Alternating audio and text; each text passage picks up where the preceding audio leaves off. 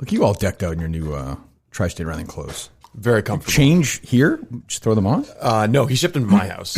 Actually, I went for a run last night. How far did you go? Like a mile and a half. Not very far. Bad. Well, it's okay. It's all right. You felt good? Yeah. I've been trying to conquer the hills and then take a break going down, like you advised me to. I think it's a better strategy. You attack the hills, attack and relax. That's my strategy. Attack the hills, relax downhill. I think it's a good one. That could be like one of those running books or something. Attack and relax. No? Yeah, you could do it. I think people would buy a writing book from Kirk Minihane. Well, Steve, I'm in the irons and the fires, Just leave me alone for now, okay? Jesus. Okay. God, sorry. Pulled in so many different directions. Just have somebody else write it. Brandon Walker texted me last night saying he wants to come here in 2 weeks and maybe do a secret project as well. I probably should have said, whatever. Who cares? We'll see. I think that's one of those things he'll forget. So. Okay. We'll see. All right. What else do we have here? Janie needs a shooter now. A shooter like me on her side. Janie needs a shooter now. Shooter man who knows her style. The way I know her style. Great album. You want to start with the debate? Yeah, we can start with the debate. I've also got a parody song that we could kick things off. In this light Friday mood. Is it appropriate or to kick things off, or would you just better to go to it? It doesn't have anything to do with the debate, but I think it's a good fun song. Okay, well, there you go. I was waiting. Well, there you go. Good. So he's so blind now that he shits on his mother during sex? Yeah. That's very blind. I don't see the connection between the two. Neither do I, but okay. Go figure. Well, there you go. I tweet anytime you tweet any political with any opinion, as you know, Steve. I tweeted after the first debate what the disgrace Trump was, and everyone said I'm a big, liberal loser. And now, because I tweeted this morning, and I stand by this, Biden's performance was worse in the sense that Trump was on brand in that first debate in a weird way. It would be troubling to me were I a big Biden supporter to see him really tire in the second half of that debate last week. He was done. After he checked his watch, I was like, the smartest thing Trump could have done in the end of the debate, just be like, look, Kristen, I can go another round. Let's do another hour. I'm not going anywhere. Let's go. He was just feeble and weak, and he couldn't finish things, and he was stumbling. And honestly, complete backfire. That mute button was the best thing Trump could have ever had. Yeah. I mean, because it allowed Biden to speak. Yeah. Like Trump was not, instead of interrupting, having that be the story. And by the way, this will change no one's vote last night. Nobody really. 50 million people already fucking voted. Yeah. Again, the best thing you can hope for is that people just decide that everything's so corrupt that they're too dispirited. Sure, you're just throwing enough shit. Right. Yeah. But I mean, look, we've criticized Trump. You want to criticize Trump, like Trump's answer on taxes is bad. His coronavirus thing is still bizarre to me. We now have a cure that's a couple weeks away. Yeah. Like but after about a half hour, because first half hour in, I was like, Trump is not great.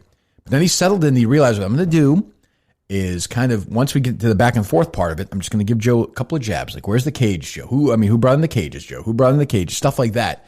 And Biden was fucking talking about poor boys and Rudolph Giuliano and he couldn't, and he just sounded so old. I thought some of Trump's most effective moments where Biden says, we're going to do this, we're going to do that, we're going to do this, we're going to do that. And he just goes, what have you done for the last 47 years in the Senate and 8 years as vice president? Why haven't you done this already? Well, it was strange to see, and I saw somebody say this, I forget, I was flipping around after the show, one of the talking heads said it was unusual to see a sitting president acting like the opponent was the incumbent and he was running against an incumbent.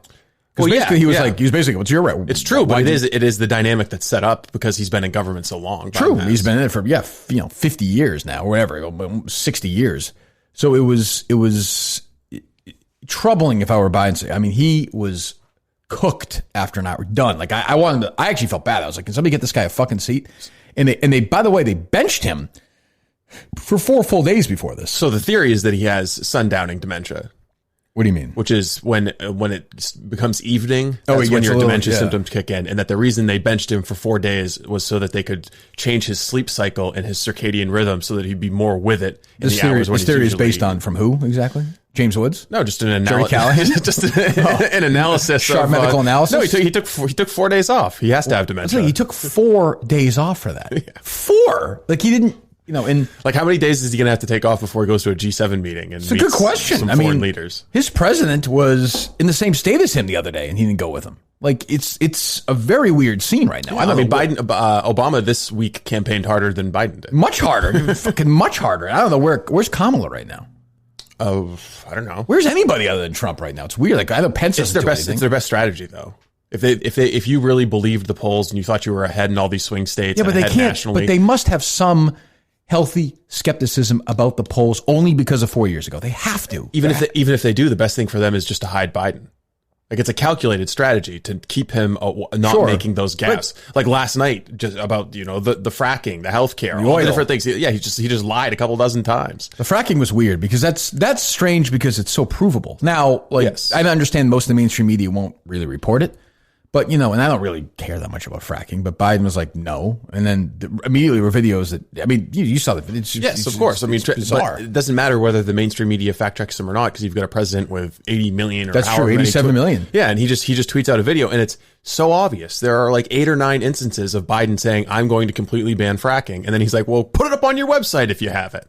And it's like, okay, so the lie is one thing. All politicians lie. But for him to say that, is weird. He not aware that for years he's been an anti-fracking politician? Has he forgotten that? The funny thing is, I really didn't think the Hunter Biden stuff really landed last night. Not really. I think that Biden skillfully positioned it in conversation with Trump's taxes. Right. And so that kind of diffused it, because at the same time Trump was trying to attack, he was also having to explain his taxes. And at that point, he just really doesn't have a good. He hasn't paid his taxes. The audit thing, no, he has paid taxes. He's followed the law. If he committed a crime, the Mueller people would have. Of course, what I'm saying is the IRS would have found it. He should have just said what he said 4 years ago. I was a private citizen. I did the best I could to avoid paying his money. I don't know. It's what he did 4 years ago, and at the time I remember thinking, that's a smart answer. Of course he should. He's a friggin' businessman. Why should he do that? And instead of just saying like, oh, well, I'm under audit, he should just say, because I don't want to, Joe. Right. Yeah. Because I don't want to. Like everyone else at home right now, they don't want to either. I'm going to try and make them pay as little as they can in taxes. It's not that difficult. If you wanted it to be mandatory for presidential candidates to release their taxes, why didn't you pass a law when you were in the Senate for 47 years? Joe, 47 years. Just keep hammering that. I thought that's some of his most effective rhetoric. No question. I thought Trump's best moments, the cage was good. And I think where Trump is good, it's one of those few times where you see Trump, the businessman, like having a conversation with a guy who's never run a business in his life, Joe Biden, was about the restaurants and how Biden wants to put the plexiglass over in every single restaurant. And Trump's that's where Trump is. And I remember watching The Apprentice at the beginning and being like, oh, this is okay. This is the Trump that I'm interested in. He actually has a brain, because he was saying, well, A, it's going to be really expensive for them. And B, Joe, who the fuck is going to want to go and eat like exactly. that? Like, you might as well just shut them down. He's like, these are businesses. We're trying to keep these businesses alive. That was, I thought, actually Trump's best moment in any of the debates in years, I thought, in the conversation. That was excellent. And Biden had no answer, because Biden has never had to run a business in his life ever. I mean, other than one he's running in Ukraine. Yes, currently. But, Biden Inc., a global concern. Correct. But I mean, stuff like that. And when Biden, and again, I'm looking at this from the Trump prism right now, when Biden is saying in the middle of this that every state, everyone should have a $15 minimum wage, it's just, I'm sorry. Like, look, I want everyone to make a nice living as well. But if you work at a McDonald's in South Dakota, it is different than working at a Chick-fil-A in Manhattan. It just is. I mean, that's or Wyoming versus fucking Miami. I mean, this is just simple. Well, the thing is, if you're in South Dakota or North Dakota, some McDonald's are paying $15 an hour by the free market, because the fracking economy is so big. Right, but you know what I mean. I know exactly what you're saying. Middle of nowhere, desert Arizona. Yes, cost of living varies. You get off the highway. I've driven when there's 100 miles between exits, and there's one subway that's connected to a gas station. According to Biden, that guy should make $15 an hour. And if somebody wants to pay him that, fantastic. But Trump's saying, well, you're really going to strangle small businesses if you do that, which is true. I mean, that, especially right now, is true. There's also an aversion on the Democrat side to just letting federalism work and letting states set different policies. They want to have this one size fits all nationwide policy, when like Wyoming should have a different minimum wage than New York City does. Of course it should. But that's the way the system was set up, so that states could be laboratories of democracy. Democrats want to do away with that and just nationalize all policy. I mean, I'm against any minimum wage anyway, myself. Just intellectually, I'm against it. It's the worst anti-poverty policy ever. It has not been effective at all. And, if some guy is offering his workers $3.02 an hour, they're not going to last long, because people aren't going to work there if they can go somewhere else and make $8. Like, I don't buy into it. But, Biden is appealing to his base. But I actually thought the last 45 minutes was the best debate Trump ever in terms of content, ever. And not as entertaining. Yeah, it was a little boring. That's my only complaint. Boring. I agree, boring. Yeah. But from a content perspective, by Trump standards, he actually made points. And I thought, well, this is pretty good. And I saw your tweet criticizing her. I thought Kristen Welker did a really good job. I think that she did a good job. It wasn't a hatchet job, but she did in several very obvious areas save Biden when he was up against the ropes by changing the topics. I guess, but I mean but she tried it. But I will say this: she brought up Hunter Biden, and she said at one point to Biden after Trump made the point, which is another good Trump moment last night. I don't mean sitting there blowing Trump, but. The whole thing about mass incarceration of young African Americans. Yeah. Welker said to Biden after that exchange, she said, sir, those bills were responsible for mass incarceration. She said that to him, to Biden, that he was responsible for it. I think it was good, but there were in several instances where you wanted to see the hottest news story, the New York Post, the Hunter Biden stuff. She was like, and now in keeping with the theme of race. She brought it up, though. She did much, much better than you thought she was going to do. Yeah, I think so. I wouldn't have expected her to bring up the Hunter stuff, but I guess pressure did build on her. Sure, but some people would have ignored it. I think Steve Scully would have ignored it. Yeah, probably. I don't think. Did Trump ever say the name Hunter Biden last night or no? No, I think he said your son, your family, your son, right. Your family. Yeah. The big guy. 10%. The big guy. Is that you, Joe? Is that you, Joe? I don't know. Guy? Are you might the not big be, guy, Joe? but I think it is the big guy. Abraham Lincoln here is one of the most racist presidents we've had in modern history. He pours fuel on every single racist fire. Were you confused when he said that? Well, I knew he was hearkening back to what Trump was saying earlier when Trump said that he was the... Perhaps. Do you have that? I am the least racist person in this room. He's racist person. I can't even see the audience because it's so dark. I was nervous, but right I don't there. care who's in the audience. Hold on. I saw KFC tweet that the same reaction. I was like, oh God, what is he going to say? What is he going to say? So racist person. I can't even see the audience because it's so dark.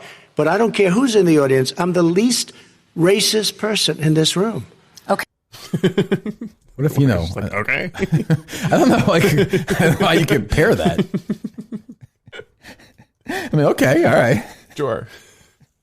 It was, and then what was the part where Biden said Republican Congress? Toward the end, where Trump was like, "Why'd this happen? Why'd this happen? Why'd this happen?" Oh, when he was saying, I think he meant towards the end of Obama's presidency, there was a Republican Congress that blocked stuff. But what was in responance to? I mean, what was to him saying, "Why didn't you do all these criminal justice reform things that you're talking about? Why didn't you do this? Why didn't you do that?" And I mean, it's true that Obama and Joe had a supermajority at the beginning of their term, and there was a bunch of stuff that they didn't do. They didn't do gun control. They didn't do climate stuff. They didn't do criminal justice reform. They concentrated on Obamacare.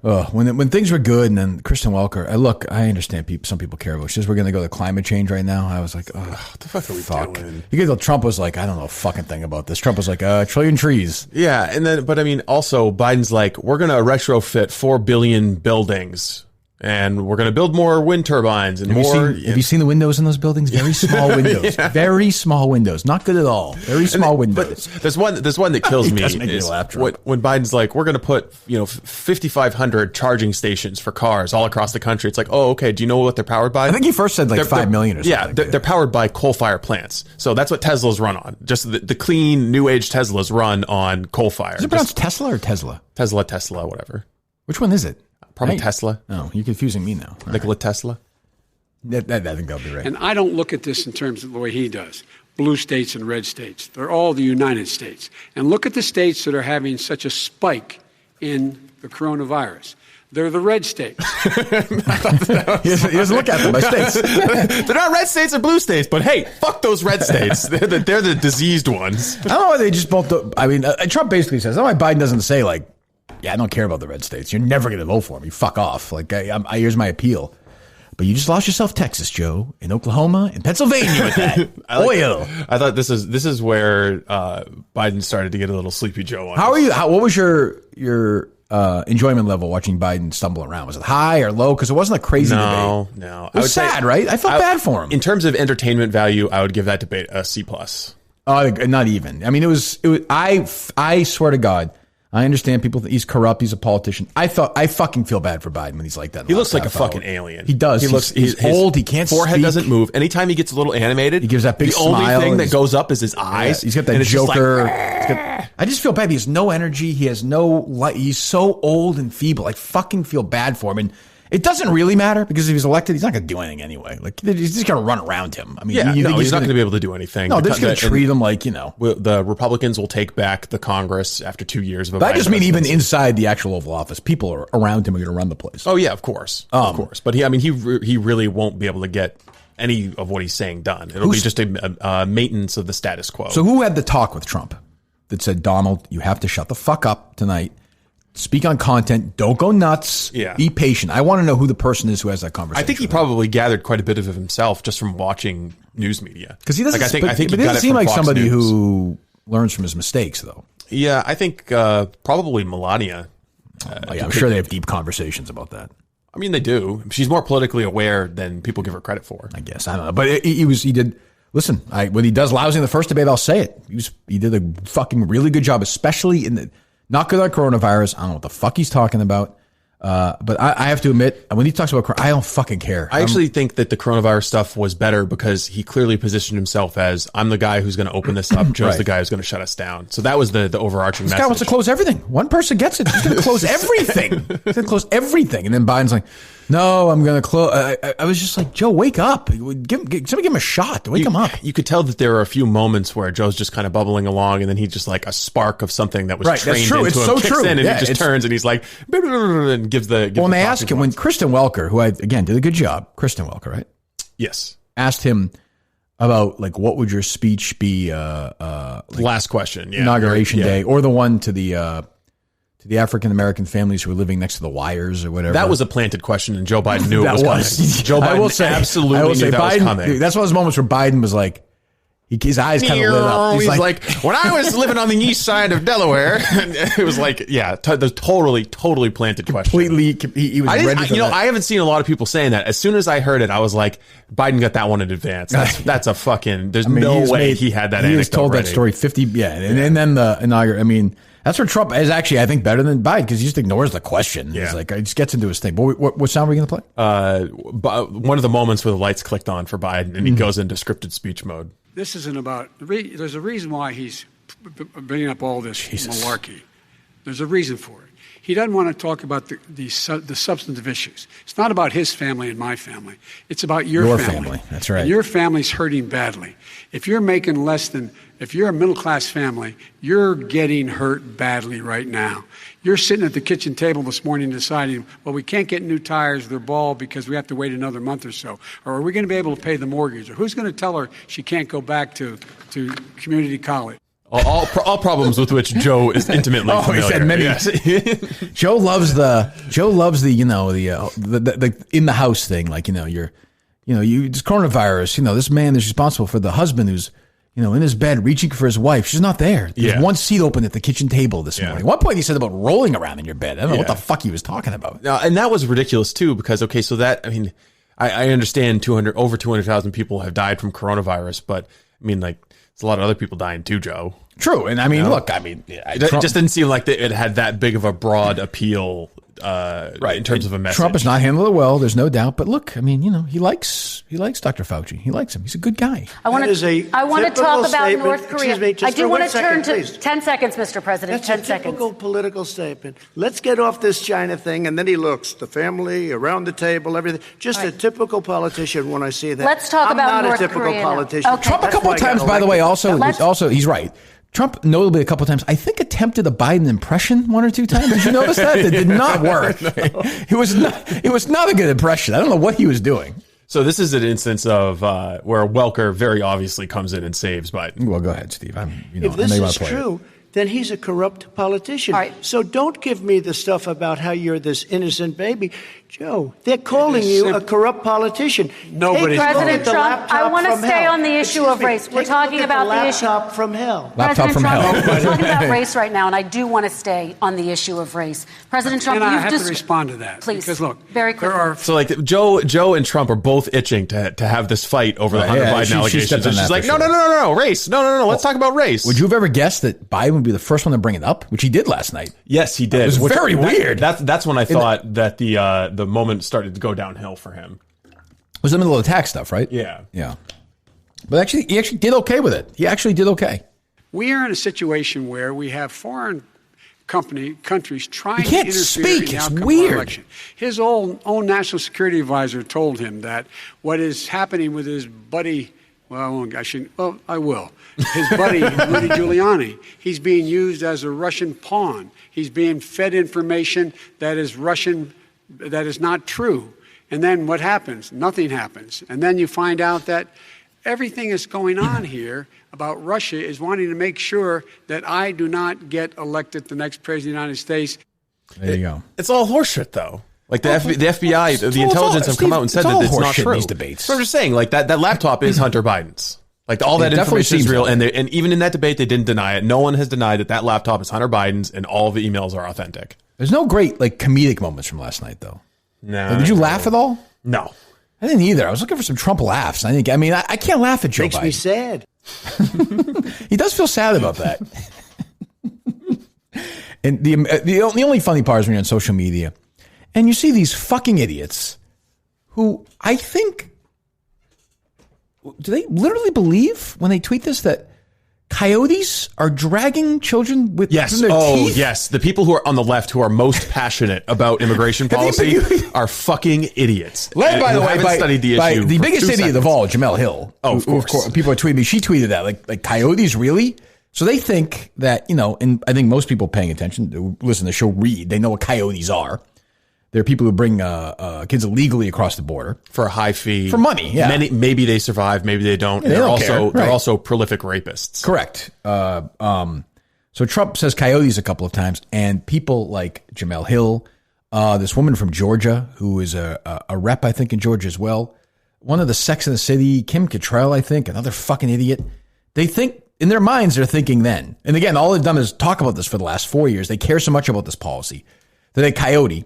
An actual coyote with 4 legs. Coyotes have 4 legs, right, Steve? Yes. A tail? Sometimes. If they get caught in a trap, they'll chew off their own leg and then they'll have 3. Most are born with 4. Yes. A tail? Yes. Right. So they take a child with their teeth and just swim across and then jump over the fence? Is that what happens? If it's young, if it's a toddler, it will ride on the back of the coyote. Oh, that's true. Yeah. Is there any chance? Has there been a story? This would be a nice story where they got lost the wrong way and then the coyote raised that child on their own and became so this coyote raises a child who comes back and fights against Trump? What are they, how stupid are these fucking people? Very. Here's what I say to them, just, as always, maybe take a deep breath. I understand you're angry. I understand you hate Trump. And I understand you don't know the policy, but before you tweet that out, you might want to say, this makes no sense at all. Maybe take a deep breath.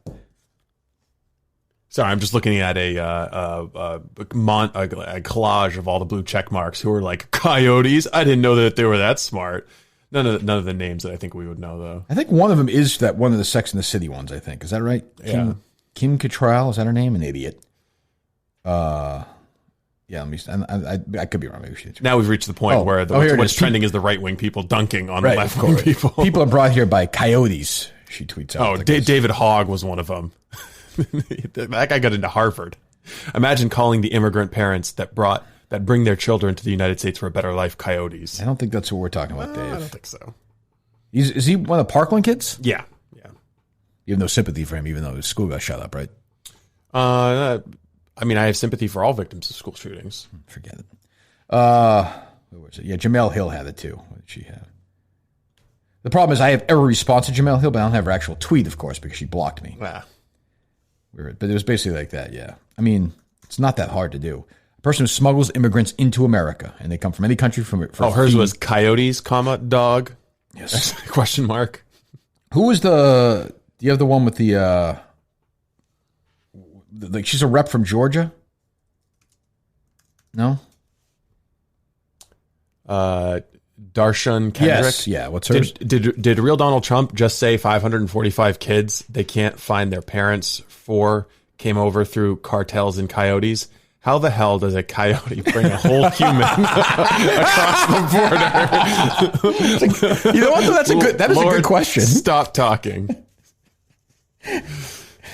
Do you want to reach out to her, see if she wants to join this real quick? Because does she have open messages or something? She responded. Someone obviously told her she got destroyed. An idiot. Yeah. And she responds to her own tweet. I don't have time for Netflix. Out here trying to stop real Donald Trump from continuing to kill Americans. She might be crazy. Let's reach out to her. She might be. Well, she might be entertainingly crazy. She's clearly dumb. See if she wants to join us this morning, no? Yeah. I was, any other sound from the debate you want to do or no? There just wasn't a lot of lively stuff. I mean, we can have Biden's his response, his fullest response to the Ukraine China it's stuff. sad. It's not even. You know what else was sad was these fucking. We got a lot of them. These responses to the 5.5 minute challenge. Yeah, I didn't see anything good. Did you? Not really. Nothing good. Somebody wanted me to catch and field dress a Canada goose.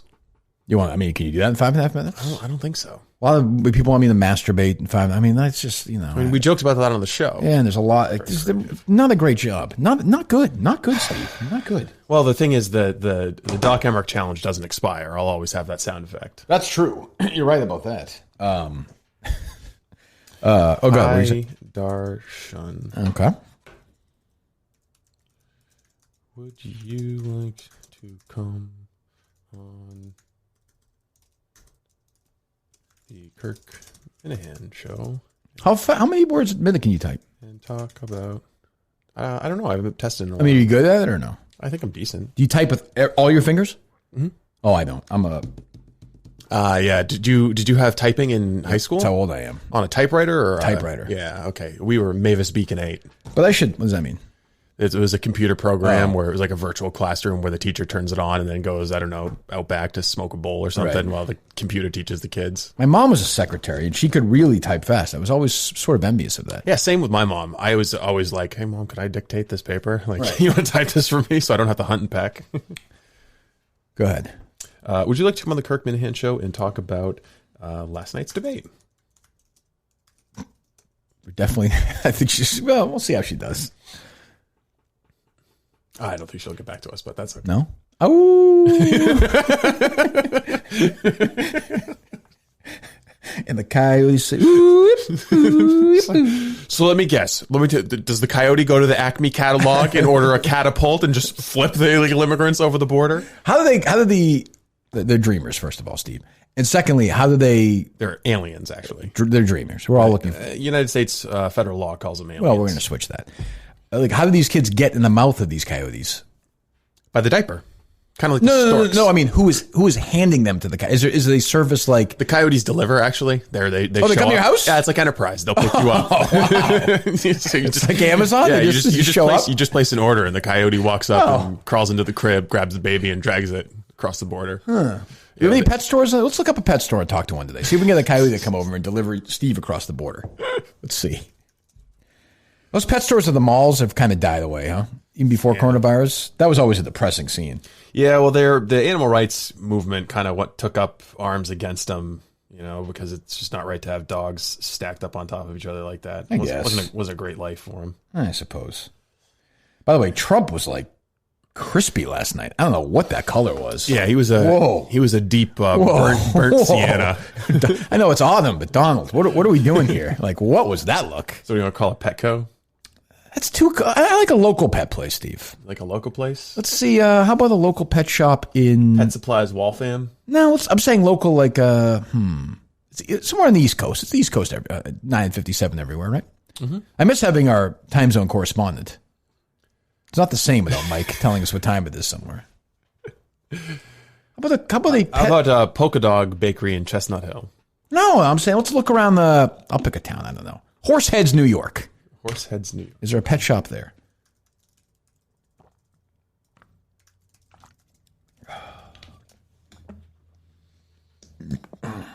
Okay, so we've got it doesn't open until 10. Oh, damn it. It's almost 10. It might be there. Try. Lisa's Pet Place. That's what I'm talking about. In Painted Post, New York. Painted Post, New York. I've been there. I haven't. Ooh, yep. Ooh, yep, ooh. And the coyote's gone. And the man's gone. And Treadwell is gone. Welcome to Verizon Wireless. Your call cannot be completed as dialed. Please check the number. Oh, hold on.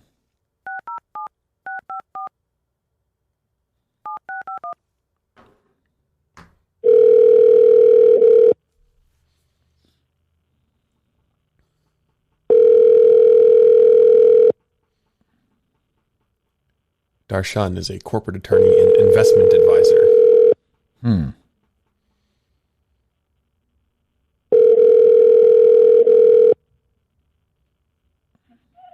Hello, Lisa's Pet Place. Live tape. Who am I speaking to? Lisa's Pet Place. Oh, hi. Do you guys? So we're trying to figure out after watching the debate last night. We were looking for. Do you guys do the coyote delivery service or no? Because we're trying to smuggle my friend Steve here across the border. Do you guys have coyotes delivered to homes, or have to go pick them up there? No, we don't do any of that stuff here. Well, all right. No. Why is that? What's so funny about that? No, we're just a small pet store. We have fish and stuff here. I also have my dog here, Ziggy Robinson. Ziggy, bark hello. Arf, arf. Would you be able to do anything with Ziggy? He's a very, very difficult little doggy. No, we don't do any of that stuff here. Ziggy, anything you want to say? Yeah, all right, goodbye. It's never. I don't know. And I just saw I was followed by Steve's abortion count on Twitter. So there's just too much going on. Too much going on. You know what I need, Steve? A little less anxiousness and paranoia with this election coming along. Anything I can ingest or put in my body to do that? Yes, you could actually become a customer of one of our great advertisers, 3Chi. 3Chi. 3Chi.com, the number 3Chi.com. If you do that, here's what you get. You get a little Delta 8, the federally legal version of THC. It is a perfect substitute for anyone using Delta 9 who wants the same great feeling without the negative side effects, feeling amazing and functional, clear-headed instead of a little sluggish and paranoid. It's not just the best in the Delta 8 industry. They invented the industry. So you go to 3chi.com, the number 3chi.com, to shop for gummies, oils. If you use to make homemade edibles, if you use my name at checkout, KIRK, you get 5% off your order. You have to be 21 years old to purchase. Say something, Steve, or no? Yeah, there's all kinds of different ways that you can use 3Chi, but I think the easiest way is just like most people use CBD. It just comes in a dropper, and you take a couple of drops under your tongue or in your mouth. And you put these in your foods? You put it in your brownies or no? Yeah, you can mix it in with your food. Yeah, okay. They have it. So it's like a high temp oil, so it's not going to burn if you try to make brownies with it or something. But it's just a very, very easy, simple to use product. So if you've ever, if you use any of the edible marijuana products, give it a try. Might be for you. Number 3chi.com. Use my name, Kirk, and you get 5% off. 5% off. The number 3chi.com. 5% off your order. Must be 21 years old to purchase. I had a fairly not long, but a good conversation with a rare, happy and optimistic Dave Portnoy yesterday. Oh boy. We had a good talk. I'm not going to say what it's about yet. And I said, oh, we're getting along really well right now. Then I was put on this podcast, Steve. People are tweeting this at me. I mean, this is my boss saying this. Is this not outrageous? I think it's from the Dave Portnoy show. Anywhere but Barstool and any relationship but you and Dave. I'm considering legal action here. I don't know. I'm going to hire his own dad against him. Yeah. Quite a trial. You got a room for a semester in college. You going with Stu or you going with Kirk Minihane? Minihane. Okay. I just hope he doesn't hang himself one day. I come back and he's hanging from the rafters. That would fucking my God. ruin. Jesus. Well, he's got suicide problems. Hold on. What is suicide? Famous mental health professional Dave Portnoy. He's got suicide problems. Does he mean I haven't been able to do it yet? He says problems, or does he mean I have problems with the issue, or what is he trying to articulate? I think that there's an idea out there associated with you that is suicide, right? And then there's problem, and he mental puts problem. He just puts the two together. He's got suicide problems. He's got, okay, go ahead. Just like Dave. I mean, Mike's got seeing problems. That's true. No, that's why it's fucked up. Oh, Minihane. So only Minihane can go into the corners? Minahane's the only guy who can get garbage goals around here? I mean, Minihane will go anywhere. They made fun of my dead dog. You got a room for... They made fun of the dead dog? First of all, I did not. That was the Minifans. That was the Minifans. We made a shirt, but I mean, they approved it.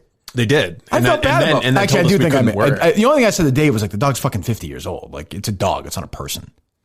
That's all. But but you might have a different perspective on that now, Steve. I do. Yeah, right. I can see you like, I like Clyde. I tolerate Clyde. I'd feel bad for Kate if Clyde died, but I wouldn't really care.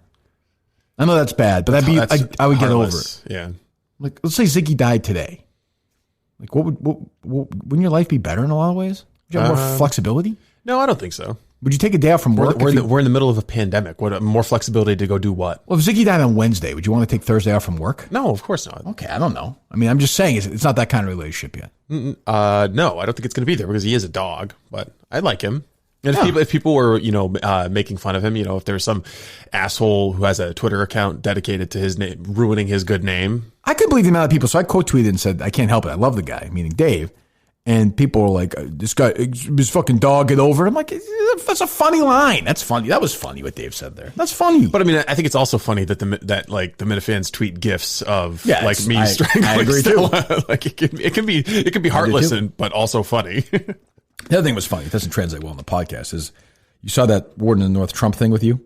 Yes, that is terrifying. It's pretty scary. I want to know how long it took him to do that. How do you do it? I have no idea. There's going to be. I think there are some apps that you can download. Just they combine people or something.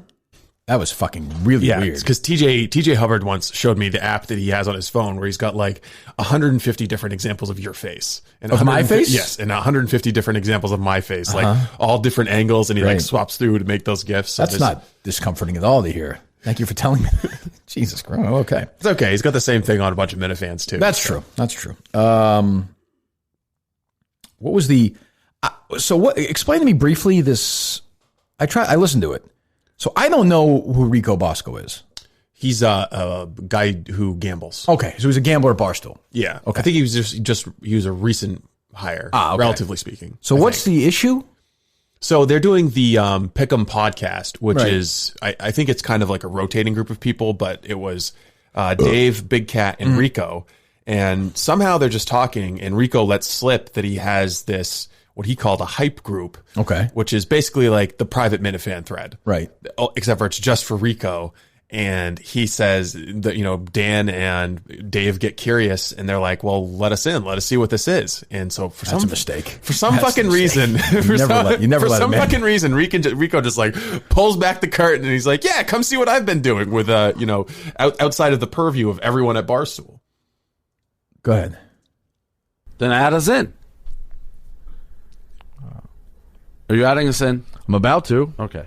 And so from here on out, it's just like, can I look? Like 25, 30 minutes of just completely uncomfortable shit. Where are they upset? For really upset or no? Can't add you. Why? I don't know. I don't think you're like they're upset in like a joke. They're upset in like a joking way, I think. So basically, but there's an undercurrent of like, this is kind of fucked up what you've been doing, Rico. Right. But like any highlights? Yeah. Oh wait, and here's one, Dave, where he's trying to tag. He's telling other people to go after Jeff for old tweets.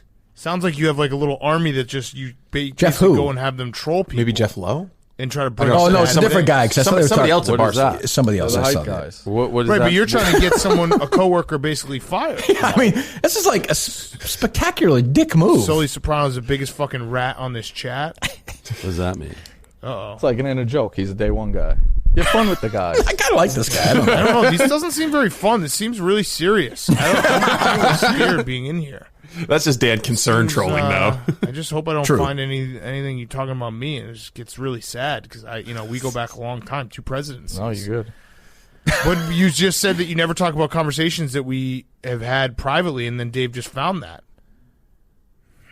I took a rookie part-time contract, FYI, great potential, perfect fit for what I want to do, and can revisit year. We'll kill it, come back next year. Just figured I'd tell my guys. That's fair. There you go. Can we get to So basically, he just has like a Twitter group of stoolies that like him, and it's like I'm fine with that because God knows we have that, but like digging in the Minifans just find them on their own. Yes, of course. But like I guess the thing is that he's ordering these people around. Like I think it might have has something to do with the main Barstool Instagram account. Do you remember when it put out some kind of graphic saying like, if you took all of Rico Bosco's bets, you'd be minus 3,000 or something. And he went to quote unquote HR. He was one of the people that went to Erica and said, or Dave, and said, well, I can't believe that I'm being defamed. Yeah, it was just a pussy. I'm confused. It was around the same time that Brandon complained on behalf of Kate. Right. That was one of them, or he didn't like the. So why is it Dave like outraged at this guy? He's just more amused by it. I mean, because he's dumb. Like I don't think understand. it's because he's dumb. Oh, is it? I think there's. I think there's a big part of that, and I also think that it wasn't like get these guys fired over something serious they've done. It was more like, well, if the main Barstool account is going to shame me for being a shitty gambler, I'm going to go back and find the track records of these other gamblers and expose them for being bad gamblers. It's just like totally stupid people fighting in stupid ways. Okay, because I don't know anything about. I just know nothing about the guy. Yeah, just hype each other up. You do not to be repeated, but Fat Boy likely flapping out of turn. Just to be repeated. Okay, just so you know, you're not exactly hyping each other up. You're orchestrating. Yeah, you're it's a teardown. Attacks. It's a teardown. You're tearing down people that hurt the company, but you're ashamed to work for this company. So I guess it makes sense. Not true. I had a bad day. Man, well, these aren't all one day. That's the thing is like it's like every single defense that Rico reaches for immediately crumbles because he's like, I had a bad day. It's like, yeah, but these are like 3 months worth of messages. But wouldn't I get torn apart if I did this? If Dave saw this or no, or Kevin or? Well, I mean, Dave, Big Cat has been added into the Minihane thread, and so is KFC. Yeah, but the Minihane chat is not. I'm not. We're not in there. It's more insular, and it's just them. I would never go in and be like, hey, I need some support against whatever. It just happens. Need some air support on the Ellie Schnitt. Yeah, it just happens. Like the thing with the stickers the other day. Somebody tweeted me that Ellie was tweeting about how she got a sticker when she voted. I'm like, that's funny. Is she trolling us at this point? She might be. She's probably listening every day. If she does. I hope she's enjoying the show. But that's fun. I mean, What's up? Good morning. Hey. It's not morning. You know what I meant. I'm about to go vote. Really excited about it. 2 reasons. 1, love to be a part of my democracy. Part 2, love the sticker that you got. So. The power move was she was like a bad guy in a movie, a villain in a movie. There was a police station behind her, and she did that and smiled and just pressed a button. It's right behind her. Well, that Rico Bosco thing is amusing. I don't quite get it, but yeah, I mean, part of it is we don't understand. We don't know a lot of other people at Barstool, even less so on the gambling side. So when they're talking about all these different people, I'm like, I don't know who the fuck you're talking about. All I know is Rico got caught doing some shady shit and had to sit there for 45 minutes while Big Cat and Dave just tortured him. I always want to call him, but I know nothing. I know nothing about the story. I think I'd be confused. I mean, that's the top line thing. He had a little private group doing shady shit that he was embarrassed about, and Big Cat and Dave caught him and just like dragged it out for 45 minutes. I gotta listen to the whole thing. What else is going on? Well, good feedback yesterday from Professor Zimmerman, I thought. Oh, did you want to talk to him or no? No, I haven't emailed him back yet, but on a positive note, looks like things have started off on a very good trajectory with our new editor-in-chief, Coley Mick. Oh, how was that? Oh, it was fine. I just emailed him, said, hey, we did a blog for today's article. I thought it was something the Barstool people would be interested in. Professor Zimmerman telling people no more jerk-off jokes, and posted it right away. No problems. Oh, good. That's a good start. It's like the anti-Kmarko. But that's that's not particularly controversial, though. I mean, I did slip in an abortion joke about Tubin. In the headline or in the story? Story. You think you read the story or no? Probably. Yeah, I don't know. Whatever happened to Brady's guy? He's not doing anything anymore? No. He's out. No, he's out. I think that was like a temporary move until they brought in Coley Mick. Okay. All right, well, that's good. Yeah. Good. That's odd reason for optimism. I'm telling you, things right now are oddly good at Barstool. I don't ever trust situations like this. I was thinking of this last night, that part of the problem with me, and I have always said that I play a role in this. What? I know where you're going. What? That you're self-destructive. Well, I'm looking to get in trouble right now because it's so normal. It's too calm. Yeah, and I'm like, how can I get pissed Dave or Erica, where I should just say they're nice bosses. They've been very good to me. Why not find trouble somewhere else? Yeah. What is it about? And now, in the past, I've been, I think a lot of, sometimes I fucked up. Like we've talked about, obviously, the fucking code thing is stupid. But like with Entercom, I feel like I was always on the right.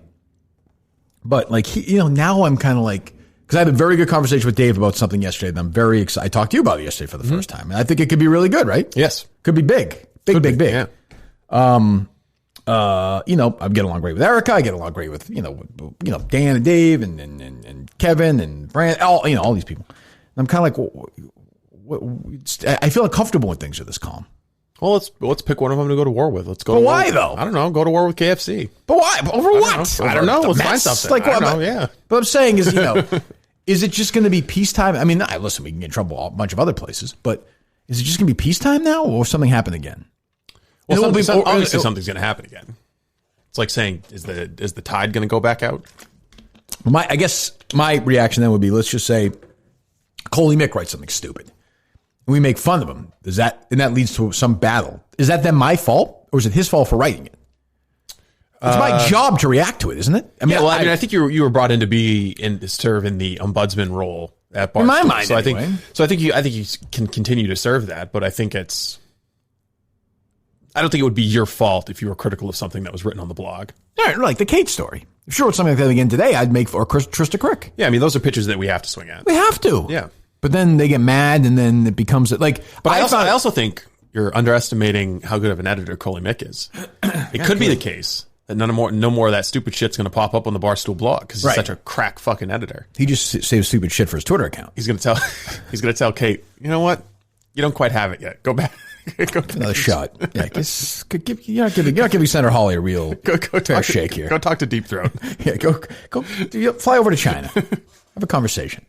But I found it interesting. The Erica podcast I did, when she tapes an intro or whatever, she said a lot of people in the building warned her against doing the podcast. Did you hear that part?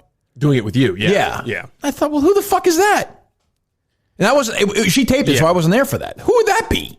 Probably non-talent people. Like it's not KFC or any of your friends there. I think it's probably just people. The idiots like that. Yes, people. Who's the idiot? The guest booker, whatever her name is. Kelly Martin. Yeah, people like that. I don't know about that. Like who? Who would it be? Probably people that we don't know. Like back office people. I think Erica has probably support staff just because of their reputation. Oh, as what though? As a troublemaker and someone who's unpredictable and someone who might it's Barstool though. Scream. Yeah, no, it is Barstool, but at the same time, like.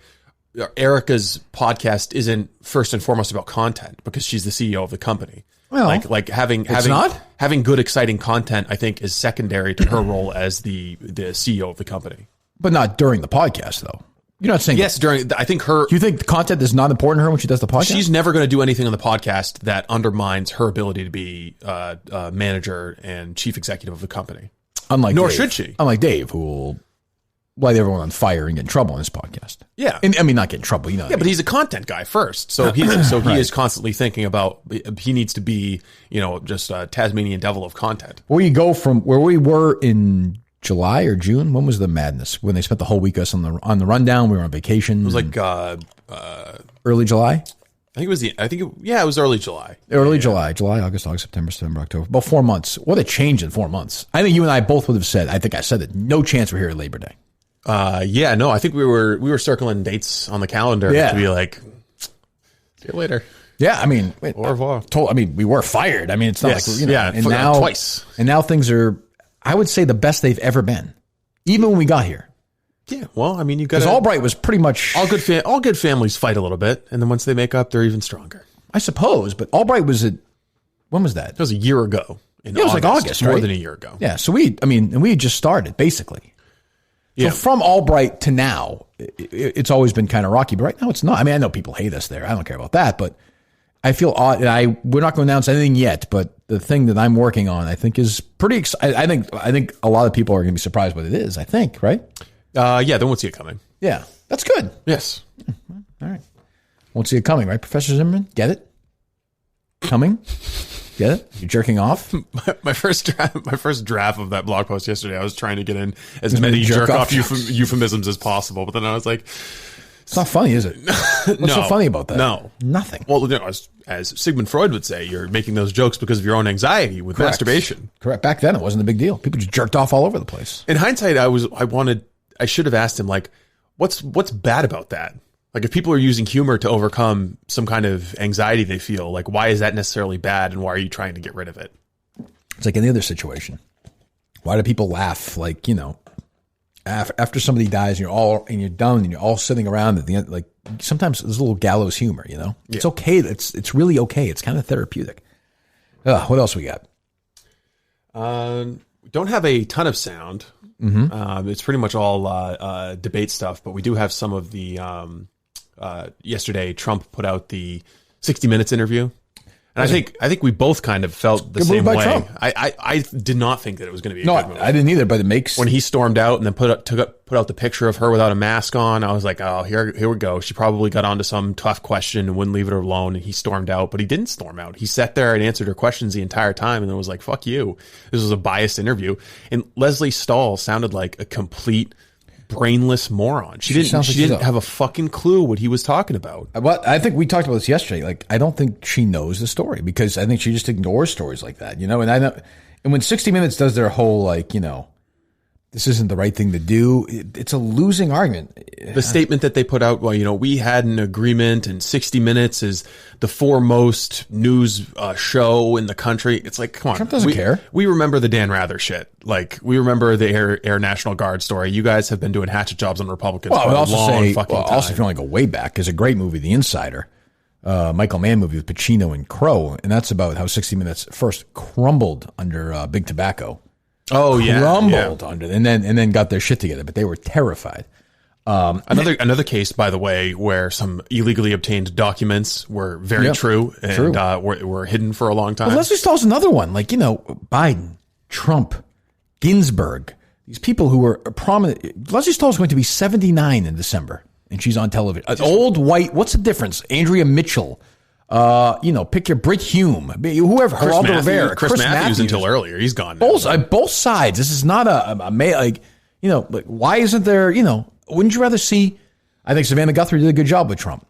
Would you rather see Kristen Welker interview Trump than Leslie Stahl? If we're going to pick of course, I mean, who's probably 40 years younger. I mean, somebody is way more aware of what's going on. Somebody who knows how to use their email and Twitter at the very least. Like, do you think Leslie Stahl wakes up in the morning and scrolls through Twitter to see what the new buzz is? Does she even have an account? She's probably like walks to her doorstep and has her servant bring in the Washington Post. In the New York Times, and she reads it, and then she talks to her friends. She gets like the same derivative information. Yep, and she has lunch with fucking Andrea Mitchell, and they sit there and whine about Trump, and then they don't know. It's fine if you hate Trump.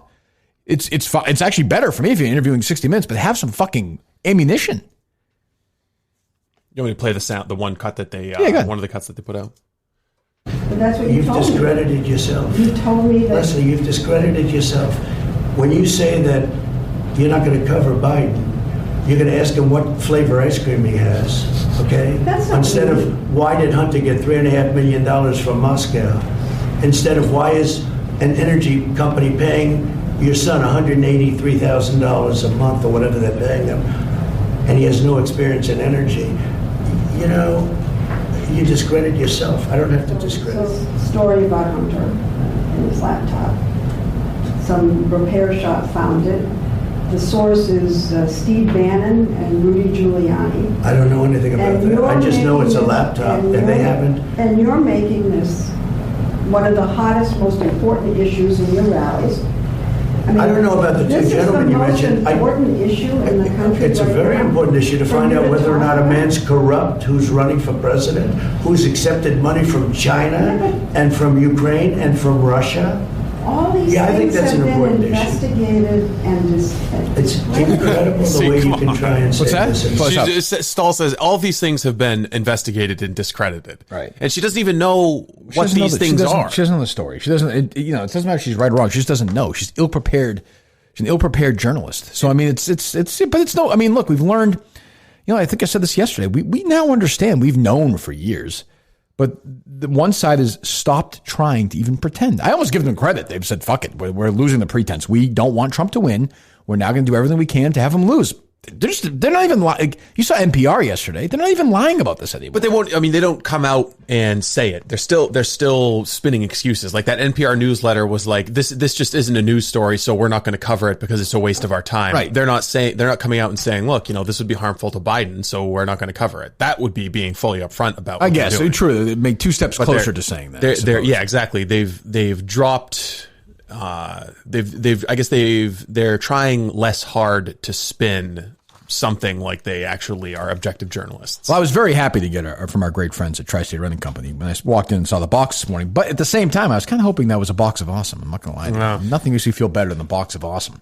At Bespoke Post. What would Trump's box of awesome? What would be in there? Probably some spray tan. That's true. Yeah, it's a good point. A nice comb, maybe some hair product. Yeah, no books. Cufflinks. I like when Trump retweets those books. He quote tweet. He's like, "Great book. Just finish this book." Yeah. Wouldn't Yeah. that be nice to write something that he would tweet about? Can you imagine that feeling? Yeah. I don't know how positively. It's not like Biden right now. I don't know how positively a Trump tweet corresponds into book sales. How do you mean? I just don't think it sells that many books. Do you have any evidence? No, but I mean, if you just look at the Amazon bestseller list, you can see the books that he's tweeted. It's not like there's a huge bump. You would expect to sell tens of thousands. Are you suggesting his readers, his followers on Twitter don't read? No, they read his tweets. That's true. Well, yeah, they might not be the most prolific long form readers. Well, as David Portnoy once said to me, if television had been invented before books, no one would have ever written a book before. Sure, it's just telling you what the boss said. That's all. And I respect that. If you go to boxofawesome.com, you answer a bunch of questions that are basically suited to figure out what you want, what you like. And then Box of Awesome bespoke post, pretty simple. Stuff that box full of awesome stuff that you're going to like. It's free to sign up. You can skip a month or cancel anytime. Each box, $45, but has over $70 worth of gear inside. You get 20% off your first one when you sign up at boxofawesome.com and enter the code Kirk at checkout. That's boxofawesome.com. Code Kirk, K-I-R-K. Get 20% off at checkout. Every month you get a new one. You can skip a month or cancel anytime. It is totally free to sign up. $45 a month, and you get stuff you're going to use every single day. I guarantee it. Go to boxofawesome.com. Enter the code Kirk right now for 20% off your first box. How did our, by the way, did our idiot intern apologize to you yesterday? Or yes, he did. He actually, when we were talking last night, he tried to call me, but I didn't talk with him. He sent me a couple of text messages. You didn't respond to him. Power move. You're just being cold? No, I responded to him. I said, we'll get through it. But you don't trust him. I mean, I think I communicated my position to him on yesterday's podcast. It'll take a little while to rebuild the trust, but... Did you think about firing? I left firing responsibilities to you. I did, yeah. I mean, at the very least, he's never going to get another dick pic from me. What do you mean, you sent dick pics before?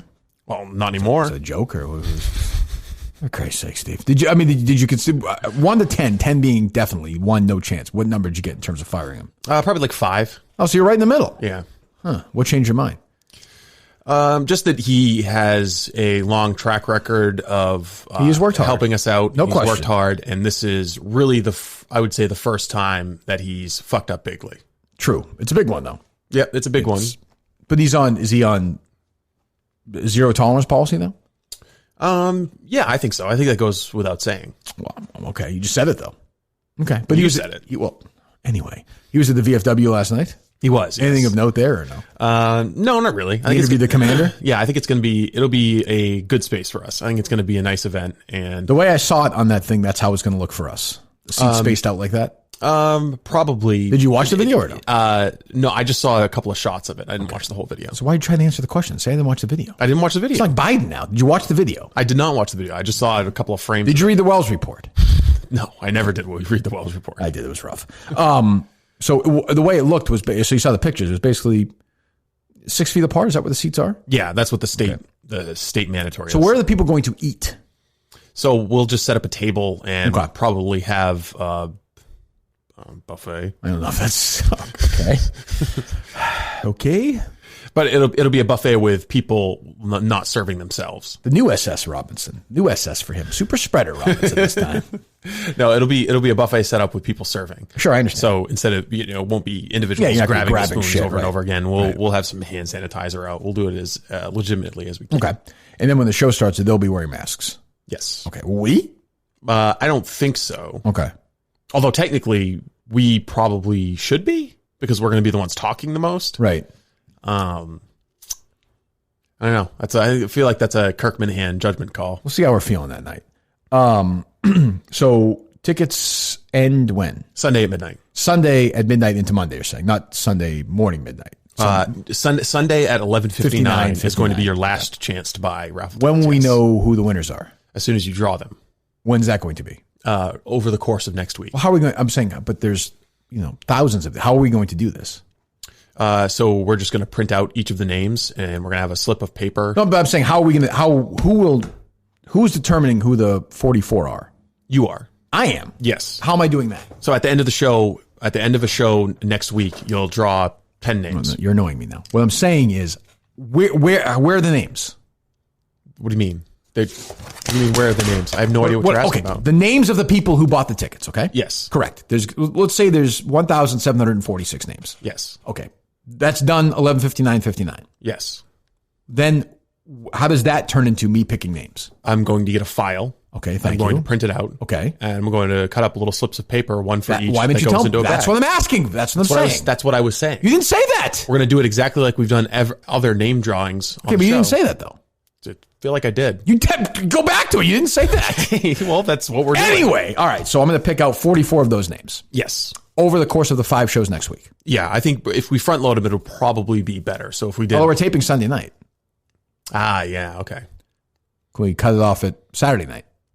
Yeah, sure. I mean, we can cut it off whenever we want. Let's cut it off Saturday night. Okay, Saturday night. So you get till Saturday night for listening. All right. So 44 names, correct? Yes, and 2 of them are the live shows. That is going to. I mean, I'm sorry. Join us here. Yes, that's going to be the 18th name I draw, and the 32nd name I draw. Okay, you got that, Steve? The 18th name. No, I'm sorry. 1 second. Let me think about that. How many? 44. I thought we would put all the winners into one bag and then draw from there for the winner. So you think what? To come in and do the show. So you think you draw 44 winners, right? So you're saying that people, so 2 other people who don't get to go to the live show get to do this. Oh, we could also do it that way. Yeah. Well, wait a minute. This is where people get angry at us. Let's figure this out here for a second. Let's talk it out. So I guess the idea is we never clarified whether the 2 people who get to come in and do a show, are they going to be drawn from the overall pool of winners or ticket buyers, or from just the narrower pool of winners? Call Carabas. We'll have him decide. Let's go to somebody who's got a brain in his head. Is he joining us next week or no? We'll find out in a minute. I mean, I think he's not going to have baseball, right? I don't know. Is the series over? We'll let Carabas decide this whole thing. We're going to put your hopes and dreams of co-hosting a show in the small hands of Jared Carabas. Hello, Kirk. Hey, what's up? How you doing? All right. Good. Is the World Series over or no? No. What's the series right now? It is tied 1-1. Game 3 is tonight. Okay, good. Pivotal third game. Pivotal. So we're doing this thing. I don't know if you saw or not for the VFW or raising that money or something. Did you see this or no? No, I did not. All right, good, excellent. That's why it's good to have you along for the ride. So, Steve, explain this to him, because I've decided I'm going to let you make a big decision here for the show. If you're comfortable doing that, are you comfortable doing that? I'm comfortable doing that. Right, yeah. Steve, go ahead, set it up for him. All right, what's up, Jared? So we are doing an event at a VFW hall to raise money for them, and we decided to do it in form of a raffle rather than just selling tickets first come first serve. So everyone who buys a raffle ticket for $25 gets a chance at winning a ticket to come to the live show. Kirk decided to sweeten the pot a little and say that of all of the people who bought a ticket, two of them would be selected for a chance to come sit in the studio and co-host an episode of the Kirk Minihane Show with Kirk. Ooh. Okay, so right. So I guess the debate we're having right now, Steve and I, we decided to let you be the arbiter on this, is do we, the 2 tickets for the person who gets to co-host the show, should we choose those 2 after we choose the 44? Or should one of those also get a chance to co-host the show? Or getting a ticket for that live show, is that enough and then we just do the other 2?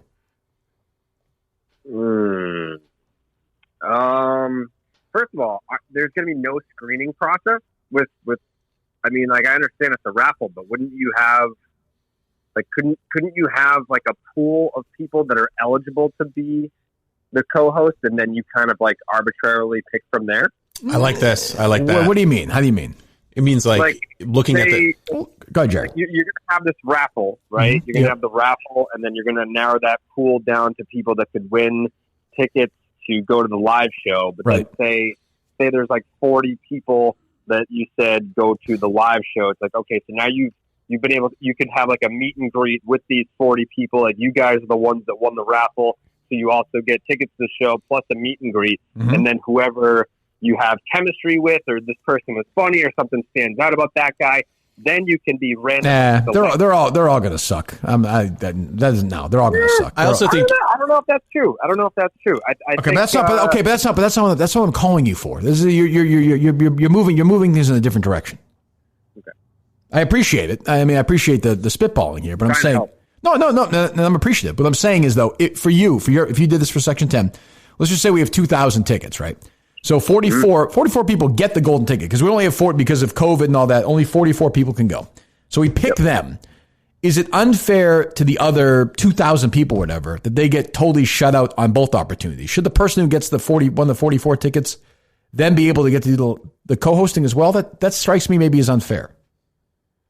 So then how big of a Kirk Minihane fan are you? If you have tickets to the show, why don't you also buy a raffle so that you're also eligible for being able to co-host the show as well? No, it's all encompassing. One ticket got you both. It got you the chance for the live show and 2 tickets. Two of them are going to be the co-hosting as well. Right. So I'm saying if you win the raffle, but you already have a ticket, then you can just sell your ticket, but now you have a ticket again and the chance to co-host the show. Are we speaking French? I don't think we're doing a good. This is not Jared's fault. We're not doing a good job articulating. So Jared, it's one raffle, and the prizes include 44 chances to go to the live show, 2 chances to host. Now, what we're trying to decide are those overlapping, as in are the 44 people who win a chance to go to the live show going to be the only ones eligible for the chance to host the show? Or are we going to pick the 44 who win a chance to go to the live show, and then of the remaining tickets, pick 2 who get the chance to come in and host, so that the 2 that come in to host never got a chance to go to the live show or didn't go to the live show? Right. So I'm saying if you had already purchased tickets, then you can just enter the raffle. But the raffle, so the raffle. I'm sorry. So the raffle closes Saturday night, so it's done Saturday. We're picking. I'm sorry, we didn't say that either. Yeah, gotcha. So Saturday night at midnight. So after that, it's for everything. So my point is, do we say? I think it's crazy to close it to the other 99% of the people, right? Yeah, I feel like the people that are, like, you should have done the raffle for the co-hosting. It should have been 2 separate raffles to where you go to the live show and you can enter for that when you're at the live show. Yeah, I guess. I suppose we could have done that. Yeah, maybe. So what is your verdict though? That I would say. Well, it's already. I know, but it's too late. It's too late. No, it's not. You have an unlimited amount of shows that you can raffle out. It's not like you're only. I don't want to do 20 fucking shows with a bunch of co-hosts. I'm just saying. I'm saying these are the rules. I am not switching. You want to change everything. This is it. Do we include them or do we make it for everybody else? Which one are you voting on? Or are you just not going to vote on it? I mean, the way that you called me, you're asking me, was this fair or unfair, when it should have been like, hey, Jared, what should we have done with this? And then I could have answered your question. Okay, fine. I apologize I didn't reach out earlier. You're busy with all the playoffs and the World Series. No, I'm not. I answer your phone calls every single time. Not every single time. That's not true. Not every single time. That's not true. Yeah, sometimes I was showering, but I don't shower that early anymore because I'm not in New York. Before, I used to shower when you were calling me. Okay, I apologize. But now I'm in Boston. I don't have to shower anymore. And I appreciate that. What I'm saying is, forget everything. It's done. We're done. I'm not moving on it. Is it only for the 44 or is it for the rest of the people? I think it's for the rest of the people.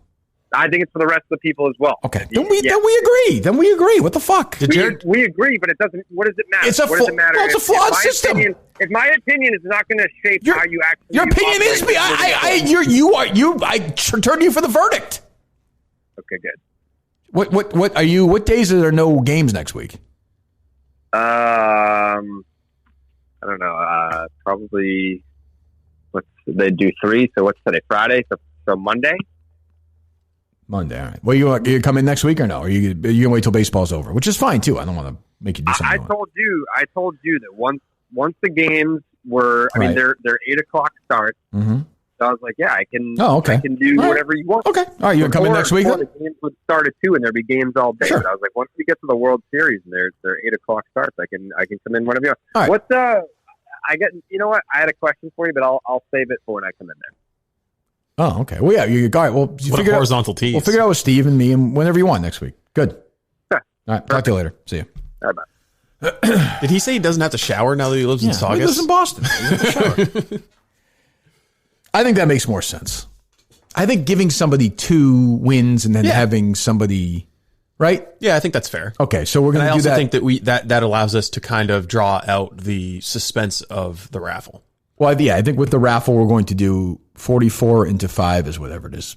8, not quite 9. So we'll do 8 or 9 a day. Yeah, I would think that the earlier you draw the 44, the better, because people are going to have to make travel plans. All right, we'll do 11 a day for 4 days. How's that? Okay. Fits in nicely. And then at the end of those, we'll announce we'll pick the 2 code. Maybe we'll even do that at the live show itself. Yes. Now we get the biggie, though.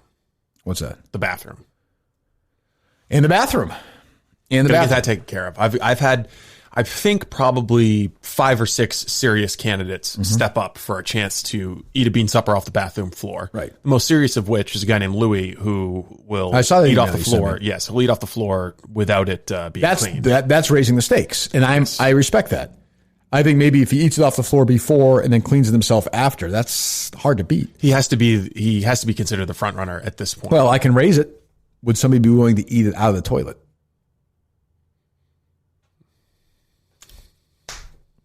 Right? I'm suppressing vomit. I'm just saying. Do you think the answer is no to that? I don't.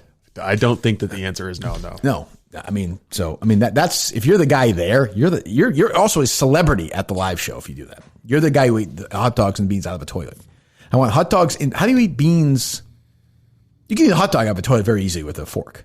Just grab it and eat it. How do you eat beans out of a toilet? That's going to be very wet because you're going to use a spoon. Big deep spoon. And you're going to get a lot of water to clean. Nobody's shitting or pissing in it before. Although you've shitting there about 300 times in the last year. You shitting there today? No, not today. I mean, that's a tough scene. That to me is the real win. Yeah. If somebody can do that. I'm just saying. I could see somebody volunteering for that assignment, showing up, and then being like, nah. Well, I also think of somebody on another project I may be working on soon, listening to this show for the first time and be like, oh, what's this guy going to be like who I'm getting into this project with, and then hearing this segment and thinking, well, this isn't maybe a mistake. But this is what we do, Steve. This is what we do. Right? Just going to put it out there for the listeners. That's it. All right, let's take a few calls as we wrap up the week. Let's set it up, and I'll tell you guys about Paint Your Life as Steve gets the phone calls ready. Be a nice photograph maybe at the VFW of me and the commander or the entire crowd. I thought you were the commander.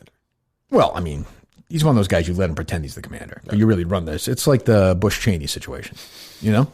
Like the Biden-Harris situation. Yes, exactly. A team of world-class artists, right? So you send any picture yourself, your children, family, special place, or a cherished pet. We've seen the Stella painting. Or a bunch of photos in one painting. Paint Your Life's portraits. You can bring together family members who have never had the chance to meet, or with what's going on right now in the world, don't have the chance to get together. Not everyone has to be there for it. So you choose from a team of world-class artists, make them work, or work with them, I should say, until every detail is perfect. You order a custom-made, hand-painted portrait in less than 5 minutes. Quick and easy process. Get a hand-painted portrait in about 3 weeks. It makes a perfect holiday gift for someone you love or for yourself. You can still order for the holidays right now. You have plenty of time. At paintyourlife.com, there's no risk. If you don't love the final painting, your money is refunded. That's a guarantee. And right now, for a limited time offer, 20%, 20, off your painting. That's right, 20%. And free shipping for the special offer. Text the word Kirk, K-I-R-K, to 64,000. That's Kirk to 64,000. Kirk, 64,000. Kirk, 64,000. Paintyourlife.com. I'm going to go take a pee here, Steve, and check out this toilet.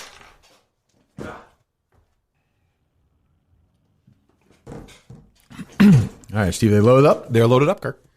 Rough and rowdy tonight, by the way. Really? Yes. Yeah. How is that going to work? I don't know. I just retweeted my guy Mike Grinnell, though, so tonight. Oh, speaking of those guys, you had said you wanted one of the Spit and Chicklets guys to come in. Yeah, maybe. Do you want to set that up? Was it Ryan Whitney? I can reach out to him. Yeah, I saw he was all he's worked up because Charlie Baker just canceled hockey again for the season. Idiot. Tim from Canton too. I saw not happy. But does his kid play hockey? No, I think he just watches little kids play hockey. It's my understanding. Or he helps them get dressed. Those uniforms are tough to get into, you know.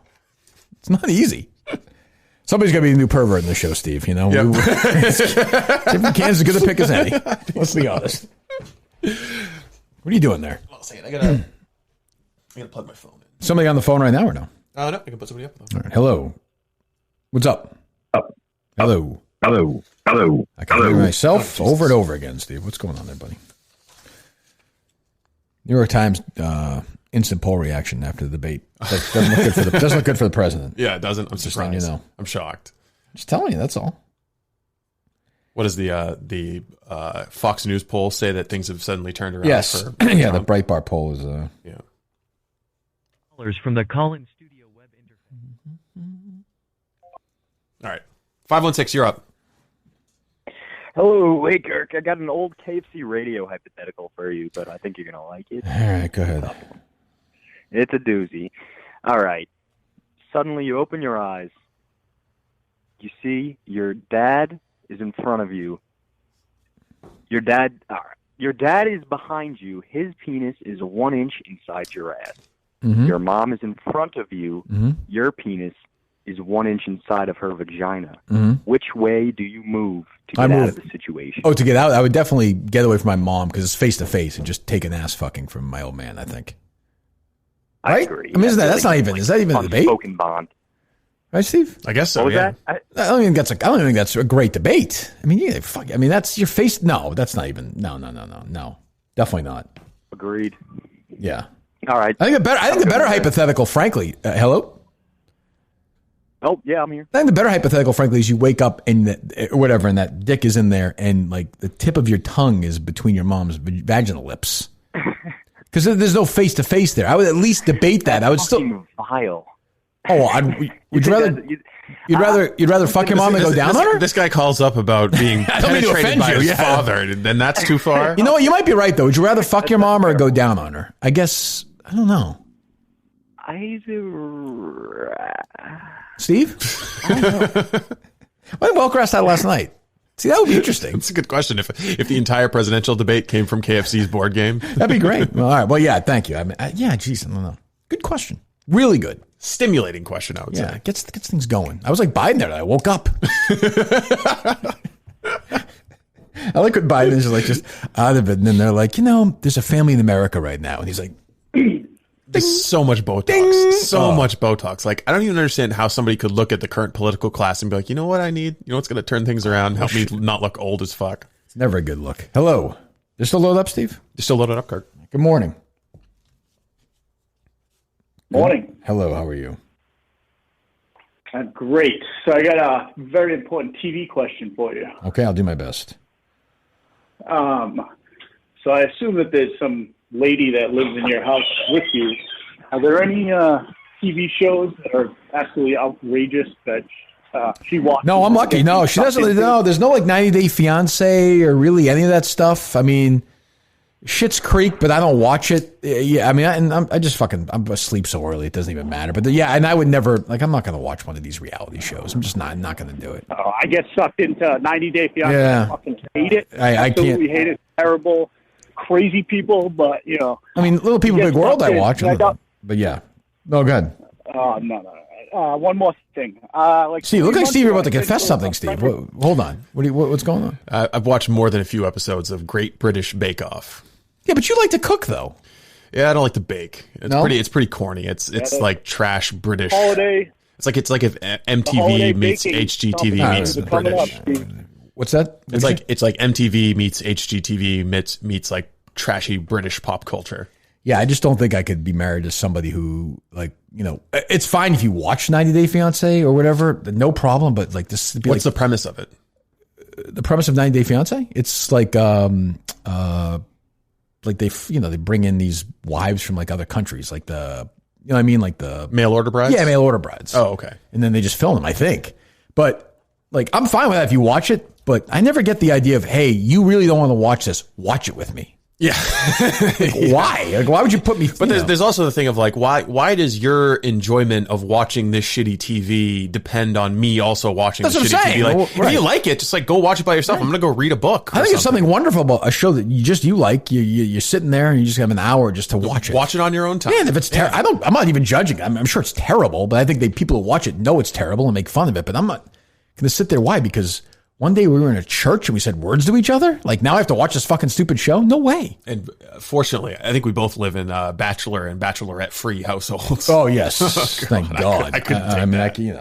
I watch serious shows like Little People Big World. Yes. All right, they're still loaded up. By the way, speaking of Little People Big World, I think that there's probably some cameo related activities that the Minifans probably need to discover. Oh, is that right? Surrounding Little People Big World. There's a birthday coming up. I don't want to beg, but I'm not gonna say that these entries are half price. But okay. All right. Are they loaded up? Yes. All right. Hello. Hey guys, it's Chris visiting North Rhode Island.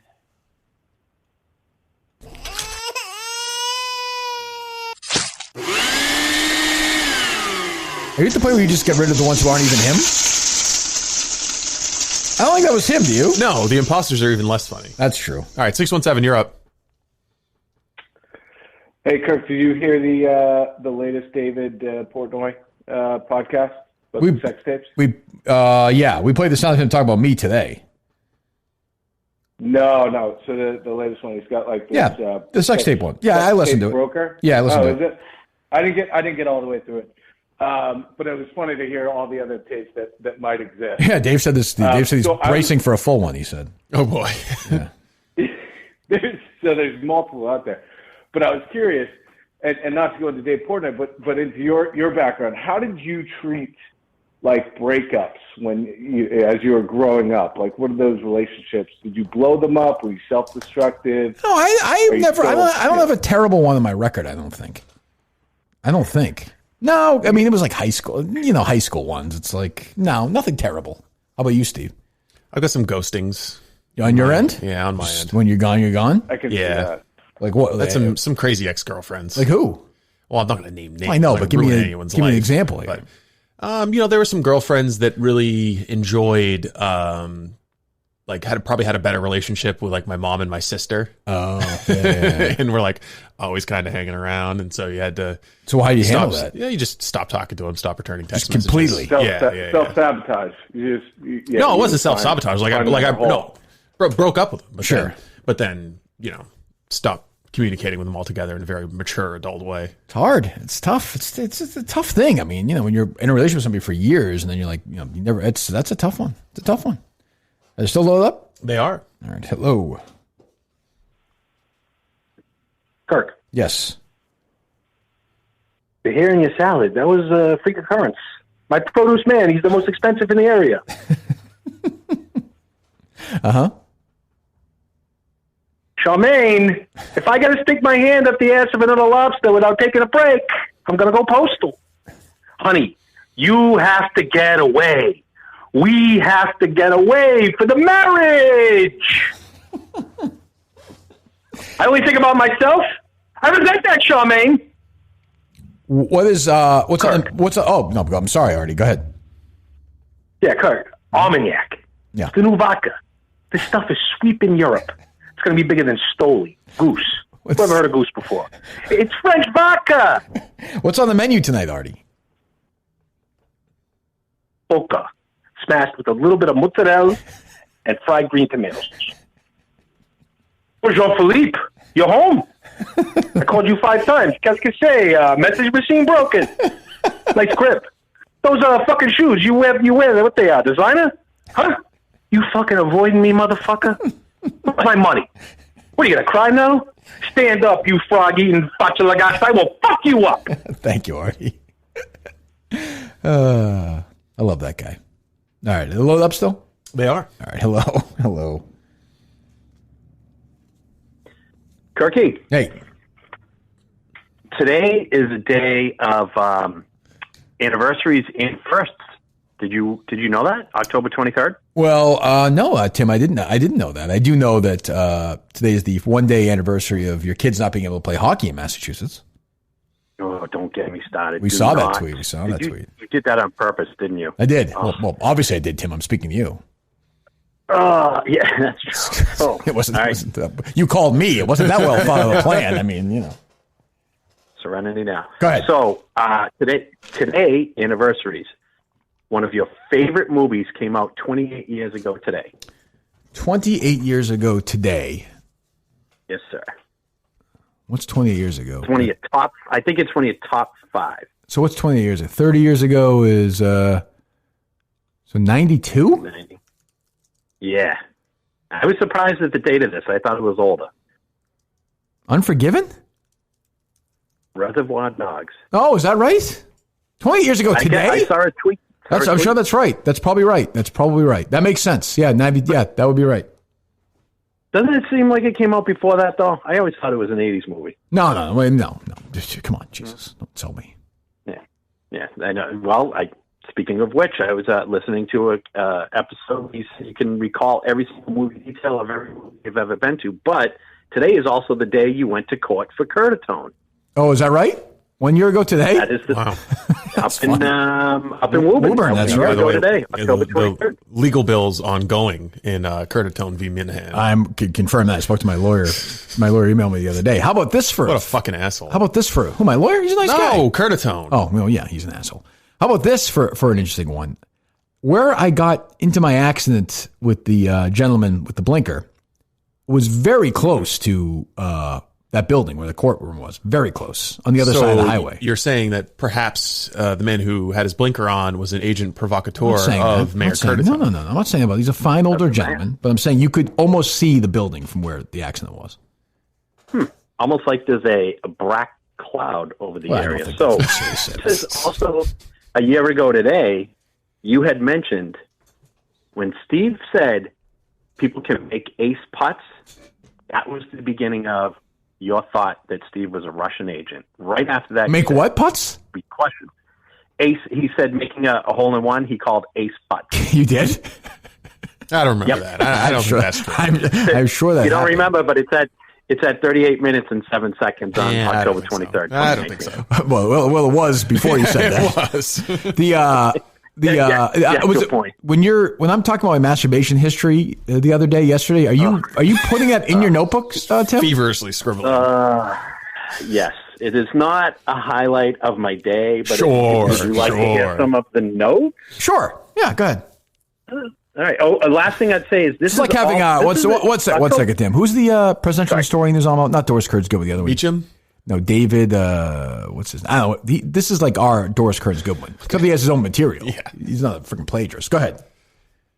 So, the last two things about this being such a momentous day, October 23rd. It was also the day Steve revealed that he had done spots on Russian television TV. Oh, that's a big day. This day in history, that's a big one. It was a huge day. That's a big one. You appointed Patrick as the VP. I'm saying it's bizarre. It's disgusting. Patrick, I don't know, whoever that is, yeah. Yeah. And you also, this was the day you banished Sue O'Connor. The statement was, she's out. Because she was unresponsive. That was it, right? She didn't have your back. Never back again. Yep. She did not have your back in the curtain. So, she didn't? Yeah, idiot. Some of the notes you want about the other day? Oh, this is awful. Sure, good. I hope my kids don't ever hear us see this. Okay. First masturbating since 10, 11 years old. First wet dream and waking up, humping the bed, blue and tighty whities, thick chunks. Right. About to walk to parents' room, but turned around and realized it didn't feel so bad. True. Started masturbating fairly frequently, destroyed your underwear. Right. This was my favorite quote. You looked at your underwear like a new lover every time. I did. I got very excited. I said, you are in some big trouble today, buddy. Big trouble. And this I've been researching. I haven't got there yet. You had a gym teacher who was female, semi-cute, but I can't find. I've called the school. I'm looking for yearbooks. I will find that name. You called the Vincent Owens School looking for yearbooks? Yes, and people would think it's Vincent, but it's Vincent. Vincent. And you would know. Yes, Vincent Owens. Vincent. Yes. I did. I called the school. Good. How did that phone call go, by the way? Tim. Oh, sorry. Tim, what did you ask for? Yeah. Did you ask, can you give me a list of attractive gym teachers you guys have had in the past? Well, if you get a yearbook from 86 or something, or 85, you might get it. 85, I figured. Yeah, 85's right. Yeah. That could work. That'd be great.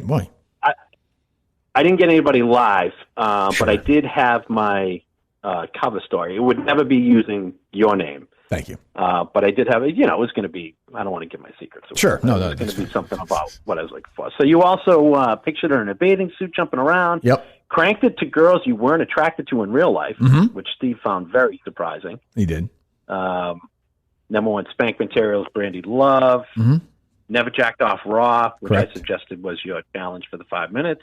Let's see. You always wondered if presidents masturbated in the White House. I think that's a legitimate question. Thank you. That's nice of you to say. I mean, Jack Kennedy? I guess. I think you don't think he turned out a few? No, I don't, because he had somebody fucking servicing him the whole time. He said he used to get headaches if he didn't have sex for every 30 seconds. That's true. Anything else, Tim? No, that last thing was Steve's only comment about masturbation was he remembered this first time, and that's it. There you go. Sounds about it. He's a very. We'll talk to you later, Tim. He's a very personal. He keeps things close to the vest. They're still loaded up, Steve. They're still loaded up, Kirk. Let's have this story on board, don't you think? Hello. have a question. If Dale listens to yesterday's podcast, does he think that's like the ghost of Zimmerman coming through there, or does he think he's being haunted? What do you mean? Well, a couple times yesterday when Zimmerman was, ooh, it's true. It was a little bit like Mike. You yeah, think it's he's true. being haunted or something? That's a good point. Yeah, thanks for the call. Yeah, he may have. Something tells me Dale's not a big fan. No, I would say probably not. Dale's made the smart move. Your guy like Dale, you just block the fuck out of everybody. Yep. Just get us out of your lives. That's smart if you're a pussy like Dale. I will say that. 401, you're up. Hey, Kirk, just looking for your opinion on something. Sure. So I work full time, but I also work part time at as like a teacher at like a school for the blind. Mm-hmm. Okay.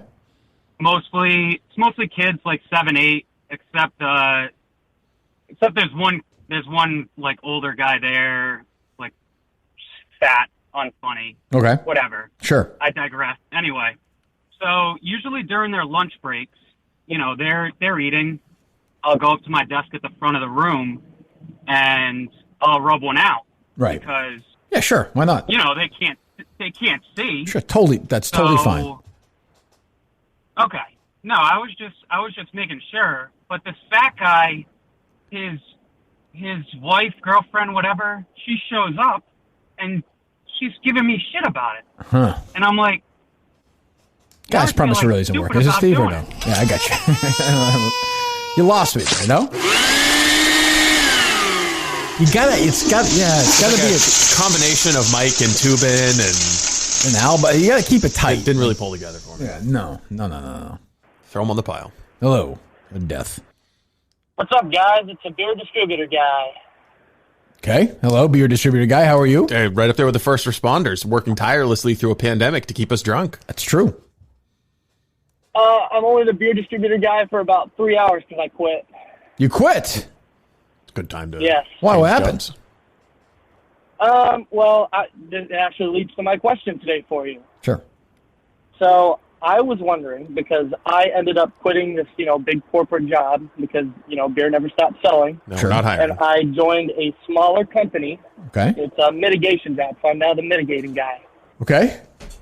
And I was wondering if you ever were in a situation where you had, like, a good set job and somebody, like, you wanted to do something different and, your family or friends might not have supported it because it wasn't a big corporate job.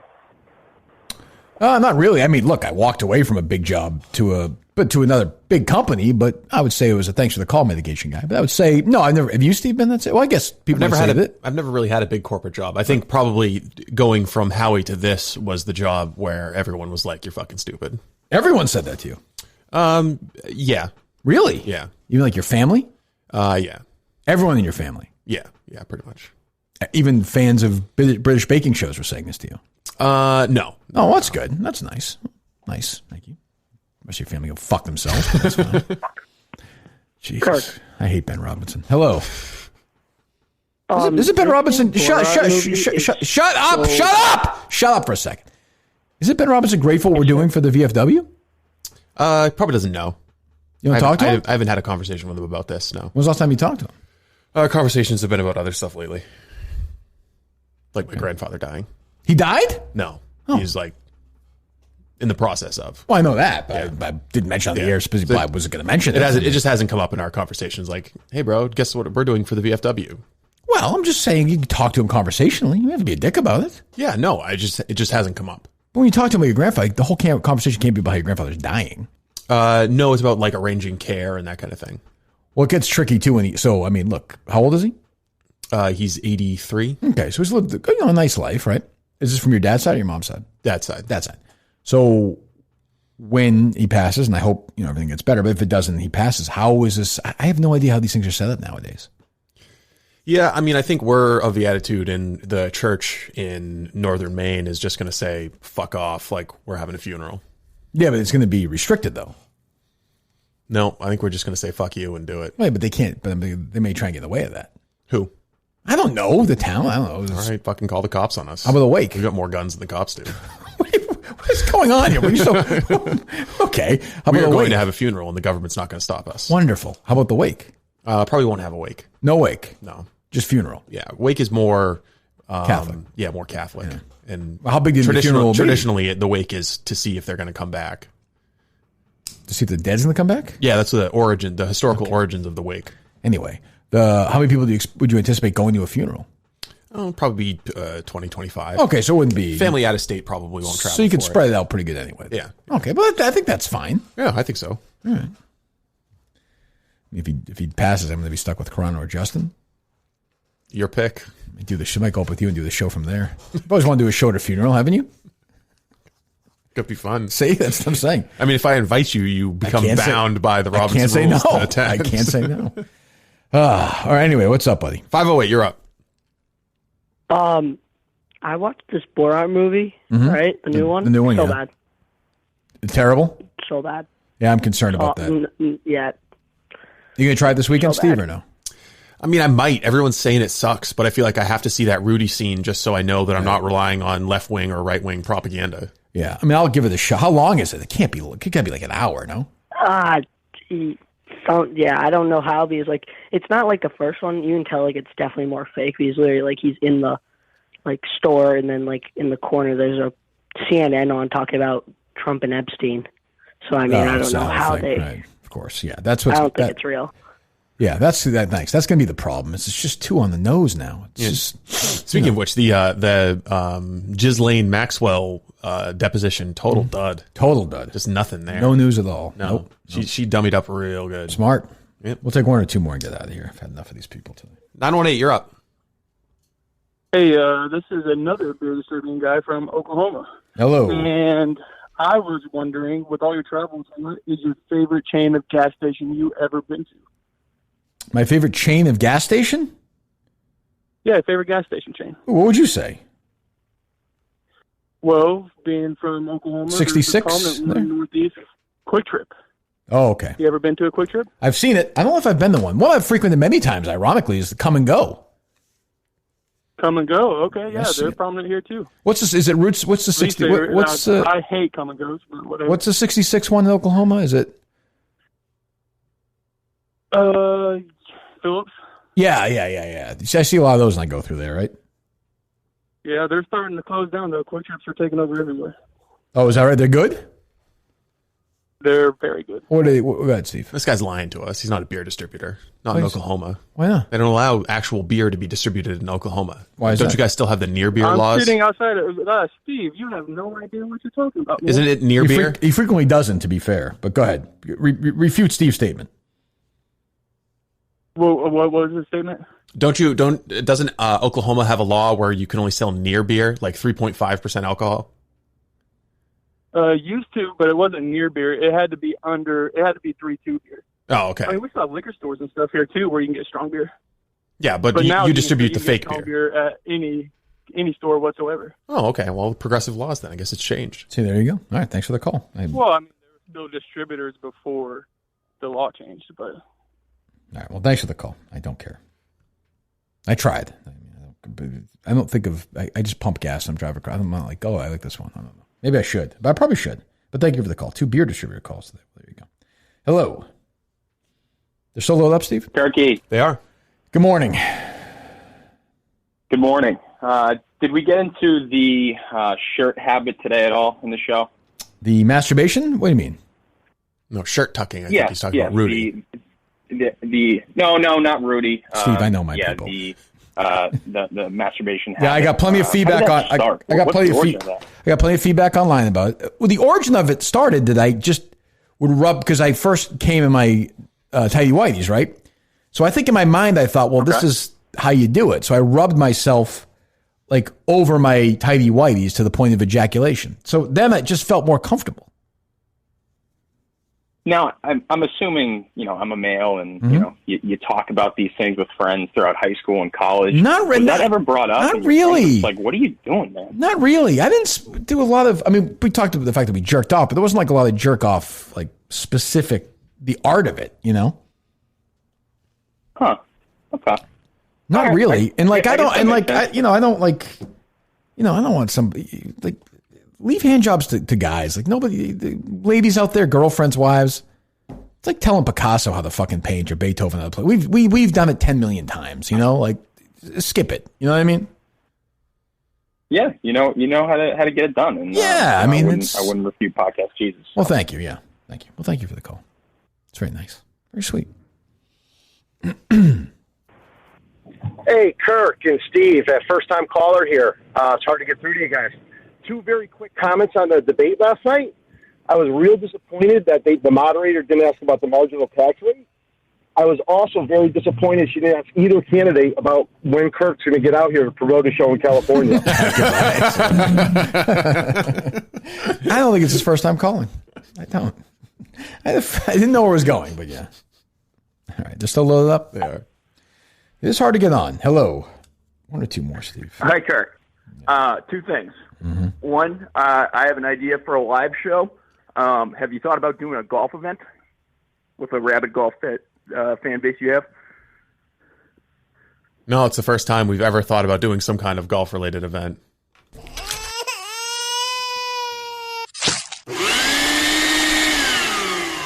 I just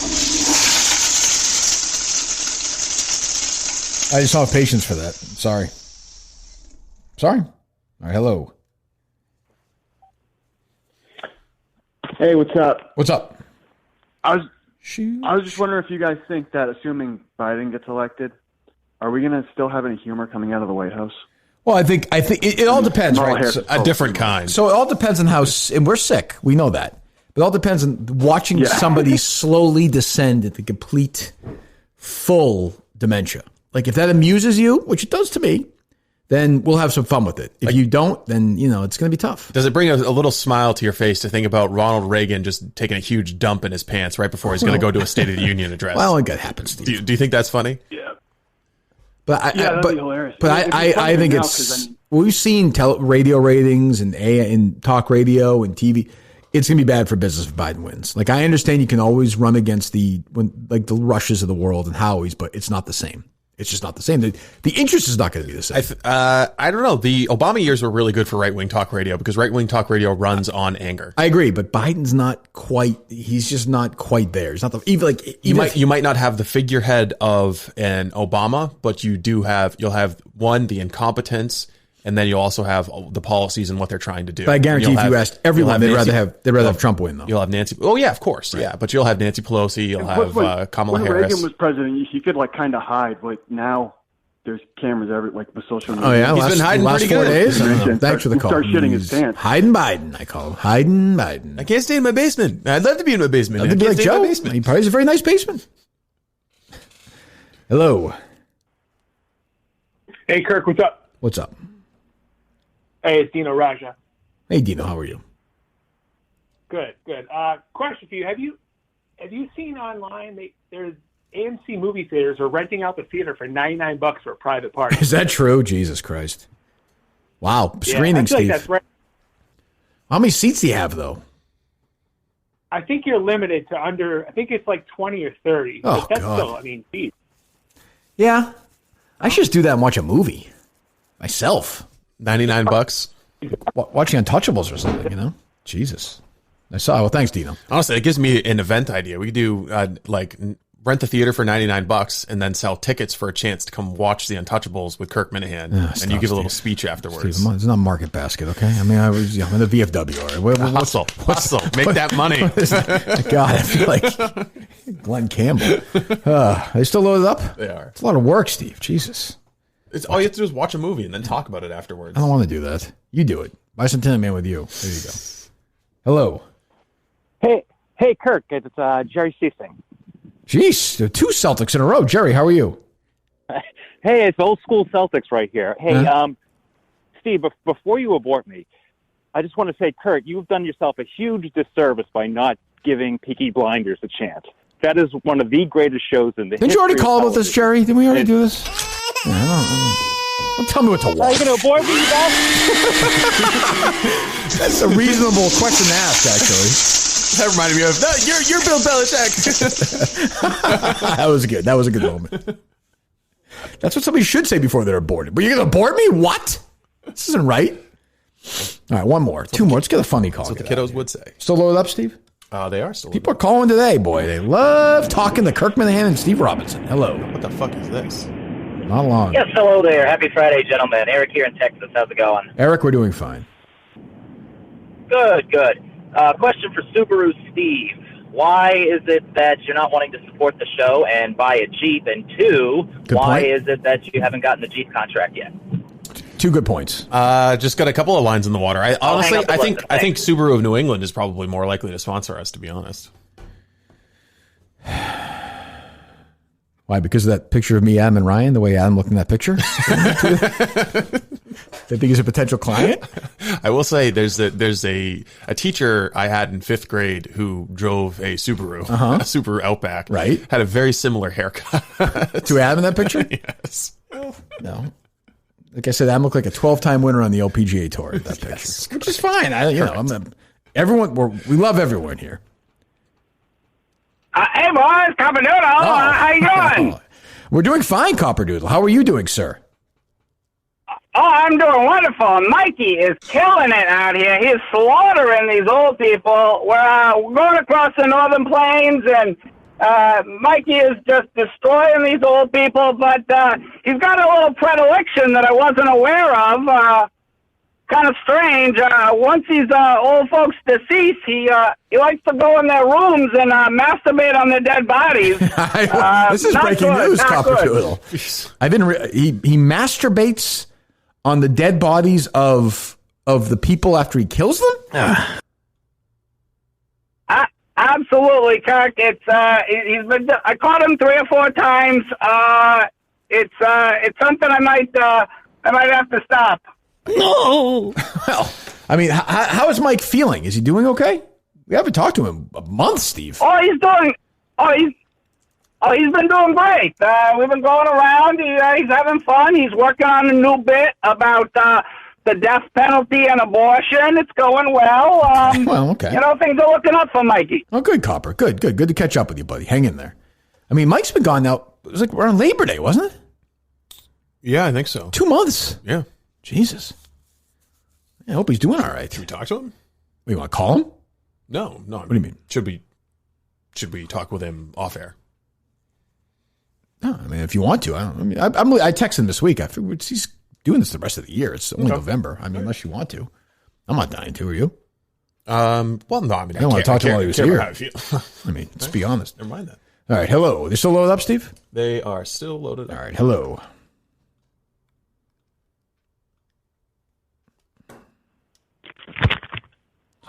Christ.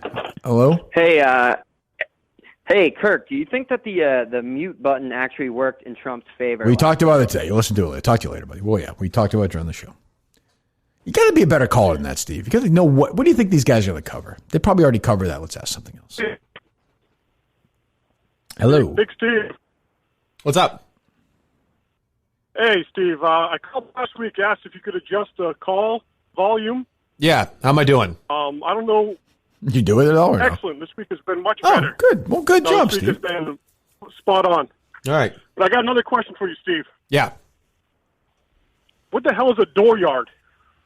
Dooryard. It's the area of grass outside of your front door. Is this a main thing? I've never heard that term in my life. I have to say I haven't either. Really? Dooryard. Yeah. I mean, dooryard. Yeah, I think it is a New England expression, but it's like your front yard, your dooryard.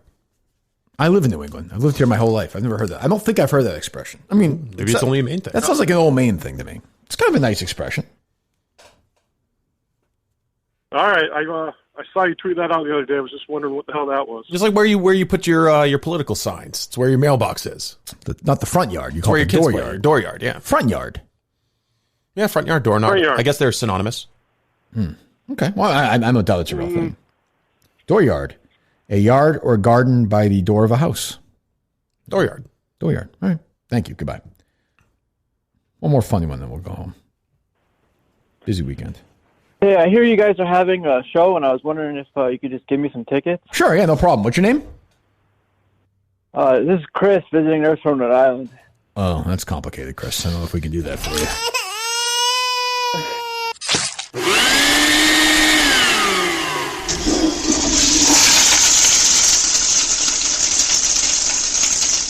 gotta be tough to go to a live show when you're at the bottom of that Planned Parenthood dumpster. I would think so. And I just keep thinking this: will anybody have the balls or the female version of that to dig into a nice hot dog and bean supper right in the toilet? You got to eat the whole thing, dude. Send me an email. Yeah. All right, one more. Hello. Kirk, it's me. It's Elmo. How are you today? Hello, Elmo. How are you? I was really, really horny. Why is that, Elmo? Elmo hasn't heard Dale Bear in a long, long time. Yeah, where is Dale Bear, Steve? He's behind that acoustic treatment right there. You want to grab him? Do you want to talk to Dale Bear? Oh, no, talk. I want to do more than just talk. Okay, well, hold on, Elmo. Elmo, you know what? Stroke your cock a little bit, and I'll get Dale Bear. Okay, let me hear you play with that a little bit. Oh, I'm gonna get my red snapper. Elmo Get your loves red his snapper. red snapper. All right, one second, Elmo. Ugh.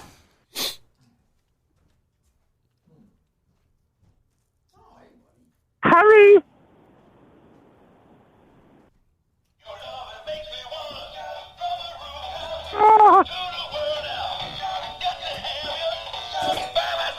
Oh, they're up. Do you want to talk? Do you want to? Okay. Hello? Are you the... Oh, Dale Bear, is that you? It's me, baby. What are you wearing right now? I'm all in red. Yeah. I just shaved for you. You shave? You're nice and clean for me? All over. Did you take a bath this morning and clean your asshole? Because I want to eat your asshole out today. I'm in a mood to eat some ass. That sounds good to me. Bend over. Okay. Here we go. Ready? Here we go.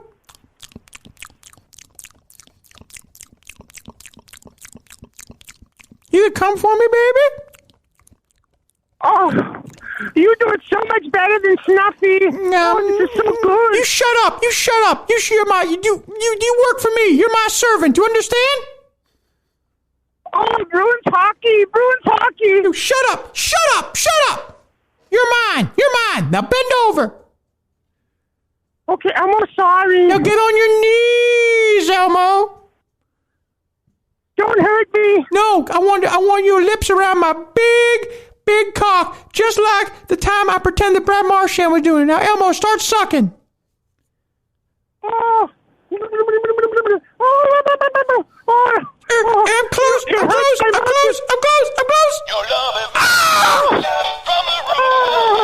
to the world now. Got to have you now. I think they're all done, Steve. Sunny days. Thank you so much. Goodbye, Elmo. See you later. That was interesting, Steve. Well, there you go, yeah. Do you anticipate that or no? It's nice to hear from Elmo. Oh, we'll take one more and get out of here. We'll get Dale Bear back where he belongs, Steve.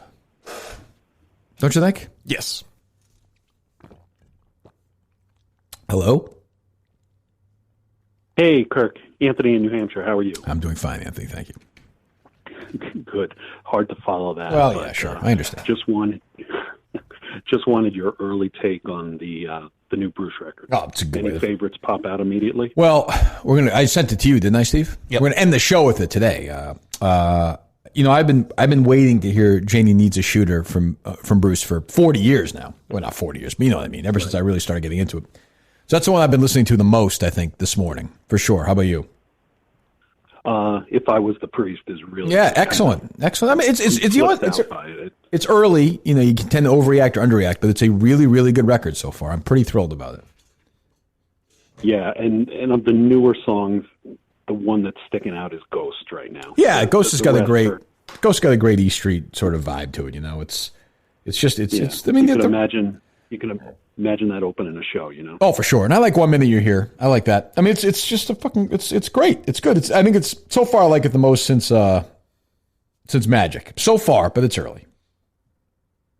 That's very fair. Magic has, I would say, Post Reunion has been their best record. Oh, it's great. It's a great record. You know, right there. All right, thanks for the call. We'll have Stephen Hyden on next week to talk about it, Steve? Yes, correct. Good. I'm sure the listeners would love hearing me and Stephen Hyden talk about this Bruce record. One more, Steve, if you want. Hello. Hello? Why do you hate me? 1 second. I'll tell you why I hate you in a What second. can I do to get back into your... 1 second. What can I do to get back into your good graces? Hold on for a second. I'll tell you why I hate you in a minute, whoever you are. I thought Frank Luntz actually had an interesting tweet yesterday. Oh, really?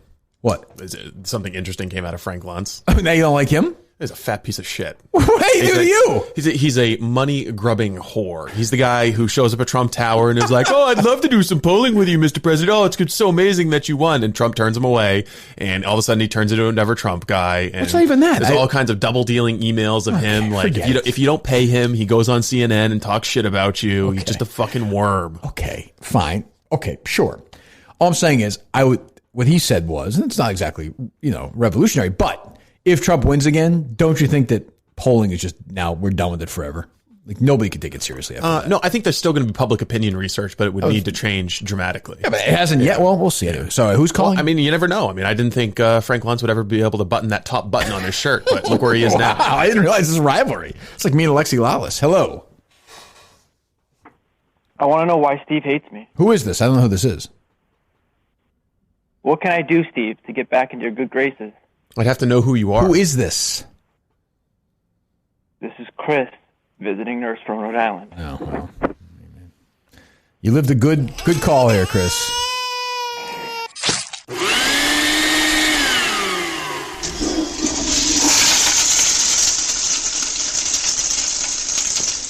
I think it's a good way to end the week.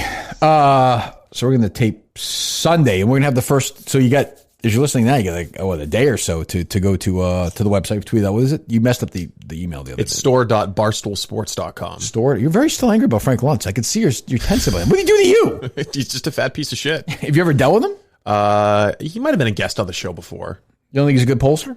No, I just think he's a hack. I think that what comes out of his mouth on television is determined by who is paying him at the moment. Well, that's but he's projected as some like independent scientist of public opinion, but he's just a total political hack. He's a swamp creature. Well, we ask him on.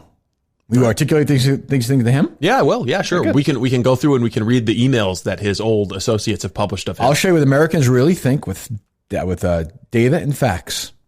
So that's what his bio says, Steve. Yeah. He was on CNBC this morning. So here's an email that was published of Hunter Biden emailing Frank Luntz. I love you, Bo loves you, but how could you go on TV and not mention the Jeep ad? Just in fairness, moving Jeep to China, that's not what we're talking about. So Hunter is putting pressure on him to say, you need to talk about the successes that the Obama-Biden administration has had.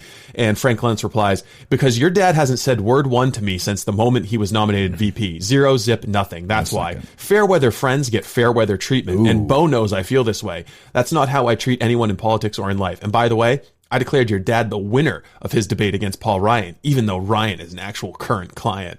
So he's saying, you're not giving me good enough connections to the cocktail parties that the Obama-Biden administration have, so I'm going to fucking chastise you guys on television. You guys are real objective scientists. Oh, we'll ask him on, right? He's a fucking turd. He probably won't come on. You ask him on. You want to pay him? Maybe if we start Barstool starts polling him about attitudes towards gambling in the New England states, maybe he'll come on. If we pay him, he'll do it. Yeah. There you go. Okay. We'll give him a ticket to the VFW show. We never heard from the woman from Georgia. Darshun? I don't think so. No. No surprise there. Okay. So you have until Saturday at midnight into Sunday, correct? No, we're cutting it off like Saturday night at 11:59:59. Saturday into Sunday morning, 11:59:59 until midnight. Whatever you probably won't be able to pull off a transaction if the calendar says it's Sunday. Correct. You have all day today, Friday, all day Saturday, and then Sunday we're coming in here Sunday doing the show. We're going to pull the first 11 names. Is that right? Yes, correct. Okay, and then we are subsequently at the live show going to announce the two people who get to co-host the show. Yes, who are among the rest of the pool. Yes. Okay. Good. I would even say, as a matter of fact, the final verdict on this one is we could need to spitball it. We could even put the names of the show winners into that, because what are the odds they're going to get pulled twice? I could probably figure it out exactly, but we could do that. Unlikely, right? Yeah, unlikely. Because I think when they buy them, they bought the chance for both. We shouldn't screw them just because they won one. Yeah, that's fair. Okay, all right. So we finally so Carabas didn't help us at all. No, not whatsoever. He was born. And we never got to the bottom of whether his mom got a pay increase either. Right, but we know he doesn't shower. Yes. Well, now that he's moved to Saugus, he doesn't shower. Sure. Okay. And we still have to figure out how we're going to determine who cleans the bathroom. I guess is it going to be whoever volunteers to eat beans and hot dogs out of the unclean toilet? Yep. I think that's a winner right now, unless somebody comes up with something even worse. Yeah. We're open to everything. I think it's the only fair way to do it. I think so. All right. And we'll talk to you Monday. Thanks for listening. Make sure to leave us a review, but I don't really care what you do about that. And I'll leave you, as Bill O'Reilly once said, with it was O'Reilly's going to be freaks out at the end. Here's a new track from Sting's. He flipped out that time on thing. Well, anyway, here's the boss with a great new song from a great